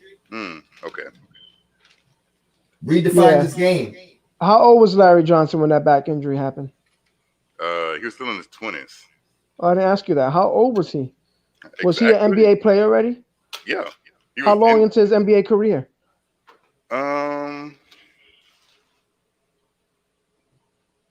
Larry Johnson came in with 92. So it was about 5 years in. Yeah, about 4 or 5 years in, probably. Okay, and Michael Porter Jr. was 19 years old. The difference Not even in the is league yet. Larry Johnson redefined his game. Michael Porter Jr. already knows how to shoot a jump shot. He can shoot. He doesn't have to redefine his game. He can shoot. He doesn't rely on his athleticism. It's just a part. It's just still there. Mm-hmm. So you want a 19-year-old spot-up shooter? He's not. That's not what he does, though. That's not the only thing he does. He's shooting over 50% from the field, bro. His defense is not spectacular, but it's better than it was last year. He's getting healthier. He's strong. He can get a shot in the paint with traffic. He can handle the ball. He's a piece that you could build around for the future. Hey Freezy, let's change the subject. Let's talk about players on our team or who could be on our team. You bugging, Kev. We're not getting that guy. I'm not. I'm just. I see things for how they are, and people want. No, you say things how what you think. People want to live in fantasy worlds, like. No, I bet you wouldn't. I bet you wouldn't say what you just said about Michael Porter Jr. not starting this team if you were in a debate right now. You would have switched it up like you did last week. No, because my thing is this. You would have said, Michael Porter Jr. would have started on this team from day one. No, I wouldn't have, because he wouldn't have. Yes, he would. You better stop it. He wouldn't have. He wouldn't have. He didn't even start on Denver. He didn't even start. I don't think he starts now. Because they have better players. They have better players than us. Every player they have in their starting lineup would start on our team right now. Every player. But if Michael Porter Jr. and two guys on their bench would start. If Michael Porter Jr. was this great player that you're making him out to be, why can't he beat out Will Barton? Will Barton plays the two. Who plays the three for Denver? Gary Harris. Gary Harris. You can't beat out Gary Harris. And he's Harris. hurt. And Michael Porter Jr. does start right now for them. Because Gary Harris is hurt. Yeah. Okay. And they're winning games. But that's not the point. There's seven or eight guys on that Denver team that will start for the Knicks right now. 7 or 8. Monte Morris, the second guard off that team will start for the Knicks. Will Barton will start for the Knicks. Listen, you can blame Tom Thibodeau for his rotations. Don't blame me. I don't want to play. I'm not blaming you. I'm just letting you know that the reason why Michael Porter Jr. isn't starting every game without injury on Denver is because their team is way better than ours. And their team has proven to win games with him coming off the bench. If he was a Knick, he would be starting because the talent discrepancy is much more different. And it's a fluid situation going forward. You have to get better at that. I still think Reggie Bullock would be starting. Either G, you sparring right now? Am I what? You sparring? Am I sparring? You practicing? I'm working on him, right? You see me? I'm hitting him a little bit with something. He's really not because see how I'm giving him them bodies. I'm hitting him in the side and the ribs real quick. Boom, hold that. Is that what it was? I thought you were trying to hug me or something. I ain't trying to hug you, man. I don't like to hug when I box. That's what I get tight when I see that. I'm watching boxing and they hugging the whole fight. I like to see. I like to see. I'm Tito Trinidad. I like to watch the fight. I like to see dudes get hit. I don't want to pull a Chuck B. So y'all got to give me a minute. What, are you gonna take a break? I gotta go to the bathroom. Oh, Chuck B when he don't turn his mic off. I got you. Oh, he let you hear it. Yeah, he remember that. You don't remember that? You were on. Was that? Yeah, you might have been lit. I think probably then. Yeah, I'm about to be lit right now. Man, y'all bugging, man. No, listen. Speaking facts, yo, what's up with Kev, man? Why he gotta talk crazy? I think the hotel administration work is really getting to him. Nah, Kev's sharp. No, he's sharp. But he says some things that are just blasphemous. Kev needs to come on my podcast and release that and let it go, man. He's scorned from all the nicks and bruises over the years. Yeah, I think that might be what it is. I let it go, man. That Focus that on. that might it might be. I think the main thing, man, with Kev and a lot of fans is when you see it done the wrong way so many times. Mm-hmm. Anytime there's like a glimmer of hope, we hold on to it for dear life because we feel like that moment is fleeting. Like if we ever let that moment go, then the rest of our existence is going to be riddled with missteps and calamity. Yeah. That's what it is with being a Knicks fan. You know what I'm Hmm. saying? You know what I mean? You like you legit feel like the night you drafted Kevin Knox, you was hoping he turned into a star, and then Yeah. you find out he come here, and the Knicks organization do everything they can to make it hard for him to be successful. You I know what I have mean? a I have a question because D Jones in the chat, he said Knicks should try to trade for T.J. Warren. I really like T.J. Warren. Where was T.J. I Warren mean, drafted at? He was I'm not sure, Phoenix. but he's. Oh yeah, he's No, on. no, I Phoenix. mean, He's I on. mean, He's on. He's in I, Indiana now, right? yeah, yeah, he's the Pacers. yeah. They gave him away. Yeah, Yeah. they really did. And you know what? He couldn't shoot before. He couldn't shoot he was mid range. He lived in the mid range and in the paint, but he really has developed that shot. And Yeah, he's somebody who and he defends. yep. I would really like man, TJ Warren is a That's a stud. good take. Shout out. Who said that? Yeah, that was D Jones, man. Shout out But to D but Jones. Indiana ain't gonna get rid of him, knowing that they want to contend for a playoff spot. I don't know what their situation is. I don't. Yeah, I think they're They're like one of those teams that are like, are they gonna be okay just being the sixth seed every year, but you're not gonna win a championship. So yeah. at And some point, how much time he has left on his contract? I I, think he got a couple of 'Cause- years. yeah, I don't know, man. I, But I think he what I got a what couple of years. what I do know though is T.J. Warren would be expensive. Yeah, but I he'd mean, be not. just as expensive as Zach Levine or Bradley Beal. No, I Like don't people even think talk. he'd be. I don't think he'd be What I'm that saying is like expensive. he won't be I as think he'd expensive as be. those guys, Yeah, he'd be cheaper. Yeah, he and be, that's what but he's not going to be as productive as a Bradley Beal. Mm-mm. That's why he's cheaper. I know. But you're not getting Bradley Beal, so just No, uh, we don't need a Bradley Beal. I think I'm coming around. to the fact that you got what we need, what we're gonna be able to do. Yeah, I think what would make us what would turn us into a top four seed in the East, A and center that can score. I mean East, I mean instantly. I mean instantly is if we go out and get a guy like Miles Turner, Ooh, a center that can score. a center that can score and stretch the floor, and that'll play better defense than Mitch right off the rip. Mm. Um, I could see a Mitch Taj Gibson. I mean, I'm sorry, a um Miles Turner, Miles Gibson.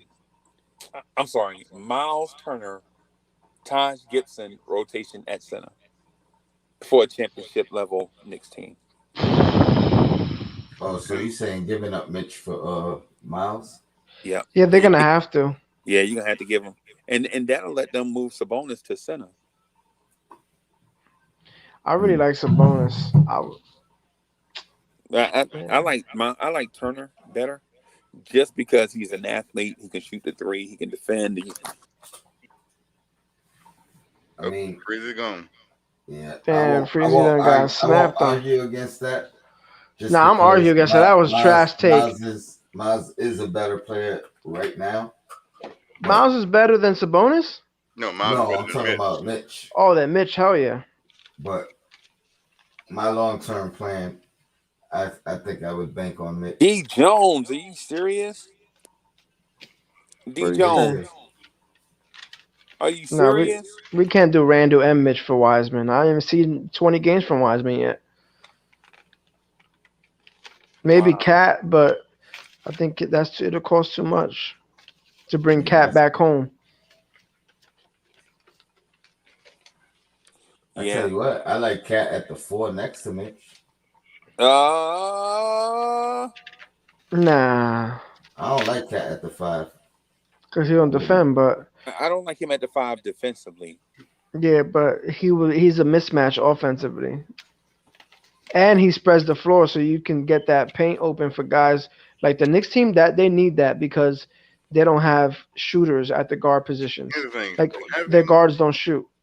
having uh, uh, Cat here you will be able to unleash and get the full potential of Obi Toppin. You may not be the best defensive front court, but offensively, oh my goodness. So we'll be the Washington Wizards. Yeah, we beat the Minnesota Timberwolves. Yeah, I mean they'll score 120 a game, but they give up 134. Well, no, because here's the thing. And we don't got D-Lo. Here's the thing. No, I don't even know if we'll score that much. When you have a starting lineup of Cat, Karl Anthony Towns, Obi Toppin, number 25. Ooh, I'm not gonna say his name. RJ and number 9. He ain't gonna be here. Who, Reggie RJ? Reggie Bullock ain't gonna be here. They're gonna be starting Kevin Knox. I mean, that's in a perfect scenario. For who? Perfect for who? Yeah, for who? New York For Knicks. you? The New York For Knicks. you? The New York Knicks. We And would for the give record- up 140 points a game. But we score 141. No, we would not. And for the record, Kevin Knox's name has been mentioned 88 times. Because here's the thing: why do you have to have the number 1 defense to be good? Can you have a middle of the pack defense and be good? You can't have the worst defense. I'll tell you that. Yeah, We would have the worst defense in the league. Right. If Would you go get like? I have a question. Would you get like a Hassan Whiteside? No. I mean, Hassan Whiteside is a little bit better than Mitch at what Mitch does. And he could catch the ball too. But he makes a ton more money. Well, not this year. Nah, not this year. Sacramento got no on the low. Yeah, he's not that. Yeah, I don't think ever again, honestly. That vet men. Oh, okay. So, I would say that the ideal scenario would be getting Miles Turner, right? And that fits perfectly because I didn't know he was that young. He's only 24. Yeah, man. He's been in the league since he was 18. He got drafted. Yep. That's kind of nice. Yeah. But they got to figure out what they want to do because at that big position they got Sabonis, in that area. They're gonna have to pay guys, so they got to figure out who's the one. And obviously Sabonis is he's a star, so yeah. I think it's gonna be Sabonis and then Malcolm Brogdon that are gonna be there long term. I forgot they had Brogdon. Yeah, he's a stud. Yeah. He's just slow for me, man, but he plays defense and he can hit a shot. Yeah, he's strong though. Yeah, he really is. Yeah, man. They And have a good little team. He dunked on LeBron in his rookie year. He was in Milwaukee. I remember that. Yep, and he won rookie of the year. Yeah, man. He's a good player. He plays defense too. All Indiana teams usually they play defense, man. Right. Indiana Pacers play defense. They got that. Just don't see why everyone is so caught up on having the top 5 defense. Like you don't have to. It's okay to have offensive players. It's okay. No, I agree with that. But look at the top offensive teams in basketball right now. Look at them. Let me see who's the top offensive teams. Let me find out. I'll tell you right now. Is the best? This is I bet you the Wizards are top 5. Team stats points. I bet you Portland is too, but they're top 5, bottom 5 in defense. The number 1 scoring team is the Milwaukee Bucks, followed by the Brooklyn Nets, followed by the Denver Nuggets, followed by the Los Angeles Clippers, followed by the Utah Jazz, followed by the Portland Trail Blazers, followed by the Chicago Bulls, followed by the Philadelphia 76ers, followed by the Golden State Warriors, and number 10 is the Washington Wizards. Those are the top not all offensive teams in points per game. But Kev, where are the New York Knicks? Oh, last. Like 20. No, they're not. They're like 25th or 26th. No, we're 30th at 102.5 a game.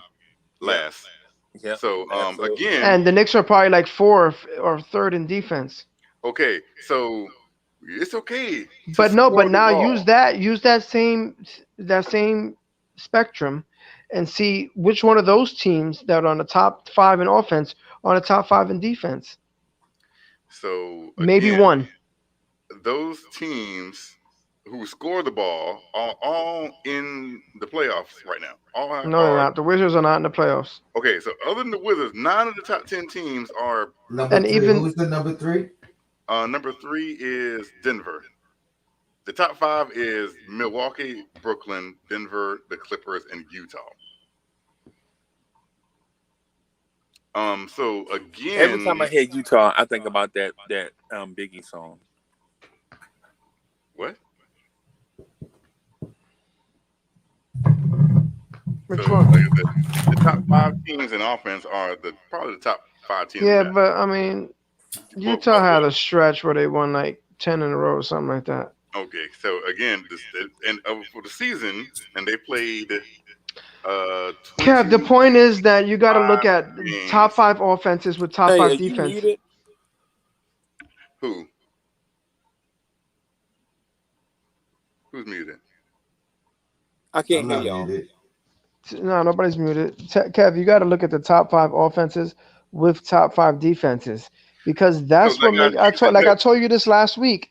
That's who wins the championship. You got to have both. Jesus Christ. Hey, Kev, go through that list again. The top 10 or top 5? Top 10. The top 10 schemes in scoring are Milwaukee, Brooklyn, Denver, the Clippers, the Jazz, the Trailblazers, the Bulls. Man, I can't hear y'all. I hear you. We hear you.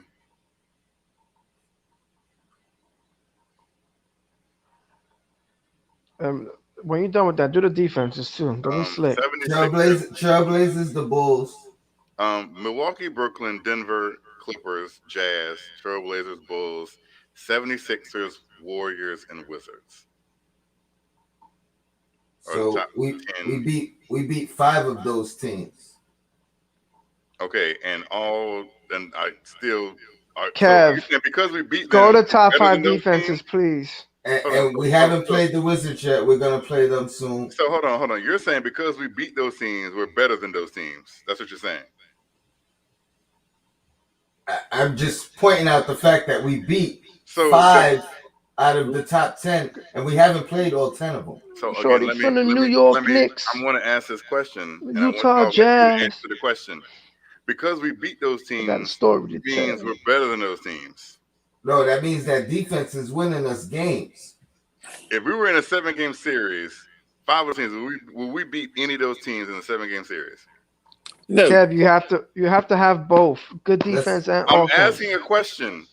Can someone answer the question? In a 7-game series, the 5 teams that you said that we beat, will we beat them in a 7-game series? I don't know. We haven't played a 7-game series yet. We don't know. We don't know yet because we don't know if we're gonna make it to a 7-game series. I'm asking if there was a 7-game series, would we beat them? Would we beat? And I'm telling you, we don't know. We know that they've beaten them before. I don't know that they can't. Kev. Okay. So we can beat Milwaukee in a 7-game series now. What's more important? His own question. Kev, if it was a 7-game series, Kev W, if it was a 7-game series, will we beat will we beat any of those teams? That's your question. Can you answer it? No, we wouldn't. All right. So what are we getting at with the question then? Because Tony Crow said we beat 5 of the top teams with the best offenses. So in his mind, we're better than those teams, I guess. I didn't say that. My point is beating 5 of the top 10 teams, and we didn't play all 10 of them yet. That's a good sign. And for us to be in a 7-game series with them, you know what that means? We're in the playoffs. So I don't care if we win or lose. I want to get to the playoffs. Kev, you know what that means? Really, man. See, you're trying to twist the question. Kev, you know what that means? It means defense matters. So defense matters because we can beat them in the game, but we can't beat them in a series. Defense all right. We got to get to the series. That's what I'm saying. We have to get to the series. You got to And get to the playoffs. That makes no hey, sense. Tony, Because guess what? y'all beating around the question. Guess what a series is? You know what A a series seven, a is? 7 games. Well, hopefully, A series is a bunch of games, right? yeah. And so the thing about that though is if you can beat them in a game, why can't you beat them in a bunch of games? I mean, I don't know. Maybe talent will prevail or whatever, and so that may be the case to KFW's credit, but what I'm saying is defense matters and we shouldn't discount it. But I also agree that with his premise that you need more balance. Because what happens to the reason why we lost a lot of games is not because the defense let us down, is because we wore down the stretch of games and couldn't score. I You Yeah, agree. know, that's what I said. Even the chat wants to know what are the top 10 defenses, and if there's any, any Let me teams that are the top 10 in offense and let me top 10 give in you the defense, top because 10 that's gonna be the team. top Those 10 are going to be the defenses. teams to worry about to win the championship. So here's the Teams top that are 10 top 10 teams in in offense defense. and defense. The Knicks are number 1 in defense and points per game, followed by the Lakers, the Jazz. So the See, Jazz are Jazz are a top team. 5 offense and defense. Yep. And we beat them. Clippers are a top 5 offense and defense. Yep. The Suns, that's interesting. The Celtics, the Heat, the 76ers, so they're top. 76ers. The Rockets and the Cavaliers. We Okay, beat so the them. 76ers, the Lakers, Clippers, Utah. Those are the teams, really. First of all, I don't think anybody in the East, but I think the Sixers are going to come out the East. But yeah, that makes sense. It makes a lot of sense that the Lakers and the Clippers would be there in both offense and defense, and those are probably going to be the two teams that are going to win a championship. Or Utah, Utah could surprise them too. But it makes sense that those teams are in the top 5 in both categories, and usually that means you're going to be there at the end of the year. If you're top 5 in offense and top 5 in defense, What is when you say be there? What is be there? be there. Playoffs. You're gonna be there. You're gonna be one of the 4 teams, Eastern or Western Conference, to be there. Whether you're the Western Conference Finals or the Eastern Conference Finals, that means there's 2 So teams in let the me. Is Western Conference, and there's that 2 teams a in the Eastern Conference. that's You're gonna so? be one of those 4 teams to get an So opportunity to you're go to the saying, finals. hold on. You're saying that every single year, a team that's top 5 in both of them are making the conference finals. That's what you're I'll tell saying. you right now, every single year, a team that's top 5 or top 10 in offense and defense is the winner Wins of a the championship. championship. Is winning a championship? They're the winner of a championship. I don't No know. team in the last 10 years has won a championship that wasn't top 10 in offensive efficiency and defensive efficiency.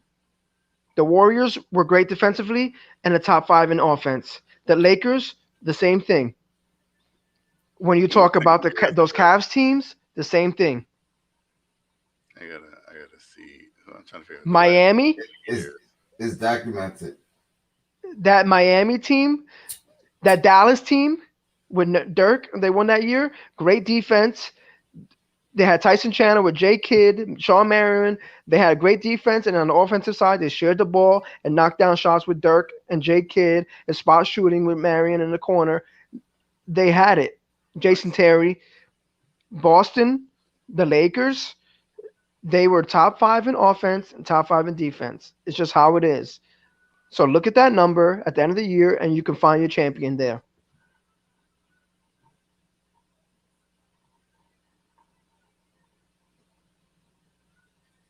Gee, man, you better hold some of this for your debate. Nah, I'm coming. I got way more in the arsenal, papa. So let's see. The 2010-2011 Dallas Mavericks, they were 12th in points per game and 10th in defense. Okay, they were there. I mean, what are they? A couple points away from it. They were there, and it was different because they were a team that made that run. They made a run, the exception, but they were still in that top 10 area. Miami. And do efficiency, because that's the step. Hold on, I'm trying to see something. One team out of the last 20 years, I guarantee it, it was the Dallas Mavericks that weren't top 10 in offense and defense.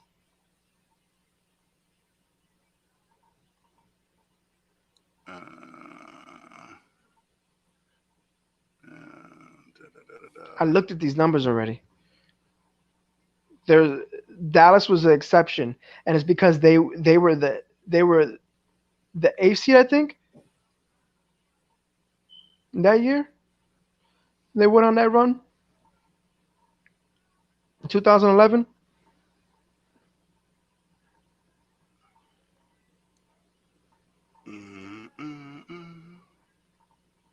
I'm trying to figure out who were all the champions. Let me go back.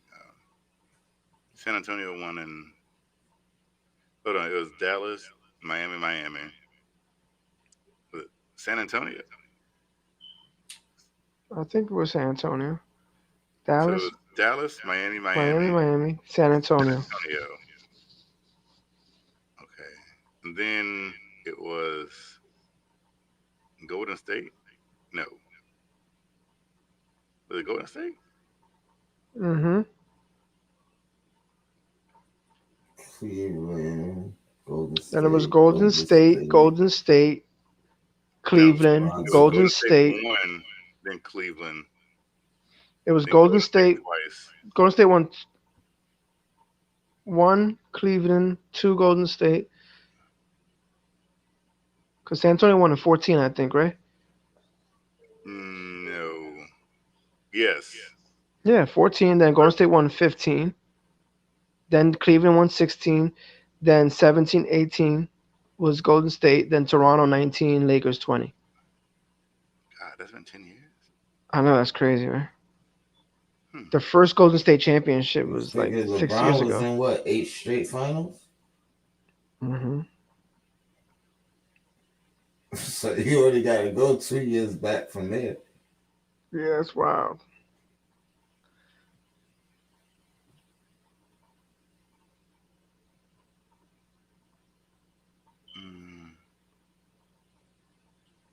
You know, Andre Iguodala was in 6 straight finals. Mm-hmm. That's crazy.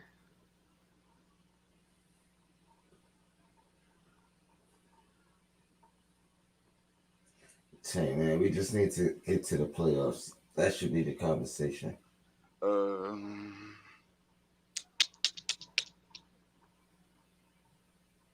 And right now we on a stretch where we should be able to. This stretch coming up is going to determine our season, because we got a nice home stretch coming and some winnable games. So if we could hit our stride now and go into the second half of the season, Kev, you don't have to do no more research. We'll be good. I already know. I got that one. You're lucky this wasn't a debate. You'd have got roasted. Yeah, how many times have I proved you wrong so far? I don't think you can even count that. Yeah. No, you're good. But listen, defense and offense, there's a balance that's needed, and you need to be top 10 or around there in both to be a championship contender. And usually, if you're there, you're gonna be a champion.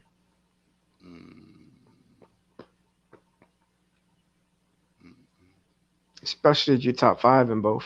Well, there is one obvious outlier, even though they didn't win a championship, but they were championship contenders.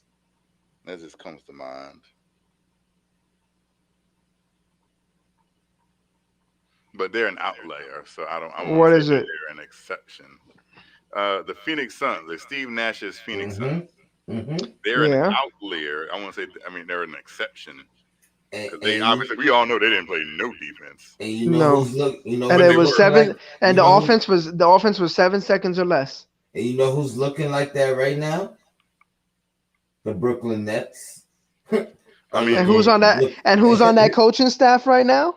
Mike D'Antoni, Steve Nash, Amari Stoudemire. They're running the same team the same offense. 7 seconds, run down the court, get the first 2 passes, I mean, and theoretically, you can say like Houston was in that same yeah, category. absolutely. And the Knicks were doing it too with D'Antoni. He did it, and it just wasn't as successful Well, I mean, because it was successful, but I no, mean, he wasn't as successful if he was in well, Phoenix. the I point mean, the he got point to is, some Western Conference Finals with Houston. So I'm not saying that Mike D'Antoni has not been successful. That's He's not what been I'm saying. I successful. didn't say that. I said he wasn't that successful doing it with the Knicks. Oh, and with the we Knicks, no, he and didn't we have the That's what I said. personnel. I mean, he and we're didn't have a talking He Steve Nash or James exactly. Harden. So then he never adjusted to the personnel he had. When Mike and we Woodson came in, that team got better. and you can't change the narrative because we're talking about the winning the championship. You know, I said the championship the, winners have been top 10 in there's both. no different. I don't care if you're talking about Houston's success. I don't care if we just make the playoffs, and like that's a success. There's no difference in that and what Houston did. There's a If big you get difference, I think. no, there isn't. Yes, there no No, there there. isn't. No. Because you got the Yeah. goal is to win it all. You've made that argument yourself. The goal is to win it all. There's So a if you there's don't win it all, you don't win it all. Hold when on. you If build the a When Knicks, you team. get hold on. Let's stop here. Let's stop because what I don't do is lie. And y'all not gonna see here when people keep saying, "No, hold on, listen to this," and I just want y'all to listen. People right now are saying they're Listen, happy hold on. with Gregory close Castillo, losses. hold on. Gregory Castillo said Hoodie Kev is going to be like in 1936. The Milwaukee oil miners weren't top 10 in both. No, but listen, people right now are saying they're happy with good losses, right? Yeah. So you're not Yeah. going to sit here and tell me that Knicks fans wouldn't be over the moon if we went to the Eastern Conference Finals. That is a fact. Don't sit here and say that they wouldn't. You said That's what? a fact. I didn't hear him. My argument was I will be over the moon getting to the playoffs. AC. Okay. I'm happy. Happy, but what would you do if they went to the Eastern Conference Finals? I'd be I'd be happier. So We both said it at the same time. let me You say know what would this. make me the happiest? So hold on. There's a big difference between getting the AC and losing the first round and going to a conference championship and losing If a the game. Knicks were the 7 8th seed games. and they went to the conference finals, No, I I'm would not felt saying like that's a 8th seed. championship. I said there's a difference between being the 8th seed and losing in the first round or being a contender and going to the conference championship. But, There's a but difference. what? Yeah, but there's also different. What if you're the 8th seed and you make it to the conference finals? You know what that felt like already. But especially with this team, if you do that, then how would you feel? I'm not saying this team. I'm saying in general. Don't sit here and discount going to a conference finals. But I'm only No, there's talking no about discounting this team. that. But when you I'm have only 3 talking of the about top this 10 team. best players in the league, you're supposed to do that. Exactly. With our expectation, getting to the playoffs is a success. Anything you do after that is icing on the cake. You know that, Kev. So hey, unfortunately, Yo, can y'all get on the camera with me? Why y'all? I have to cut it short tonight. Actually, I have to get out and run. my And actually, God. Where you going, to Walmart? well, unfortunately, no. I do have to get these reports done because they're due at a certain time, and I've been procrastinating all night. So I really got to focus and do them. Yeah, so then we could just cut it short. Yeah. Champ, Listen. have a good one, man. I don't know what Freezy is. Someone might need to. I'll text Freezy. Listen, I'm just gonna head out. You guys have a EG. wonderful night. I'll talk to y'all tomorrow. Hopefully you'll be on again tomorrow. It's tomorrow, Thursday. Yeah, and then we could talk about getting ready for this next game Friday. Hope you guys have a blessed day tomorrow, man. You know, I'll talk to y'all tomorrow. All right, have a great night. Come in this chat. In this chat, yo, chat, love you guys. I appreciate y'all. Y'all the best. Y'all keep it rolling. Thank you guys. Have a great night. Yeah, get those reports done, Hoodie Kev, because check out Knicks and Bruises, man. Hit me up if y'all want to, come on the channel and express your pain. Yo, Alton Lee, appreciate you, brother.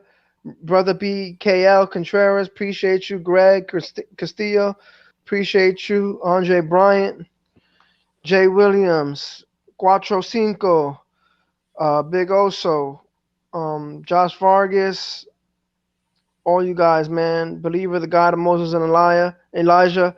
Appreciate everybody. You guys have a blessed day tomorrow. And I'll catch you tomorrow night, man. Blessings. Peace. Go Knicks. Your blackest time.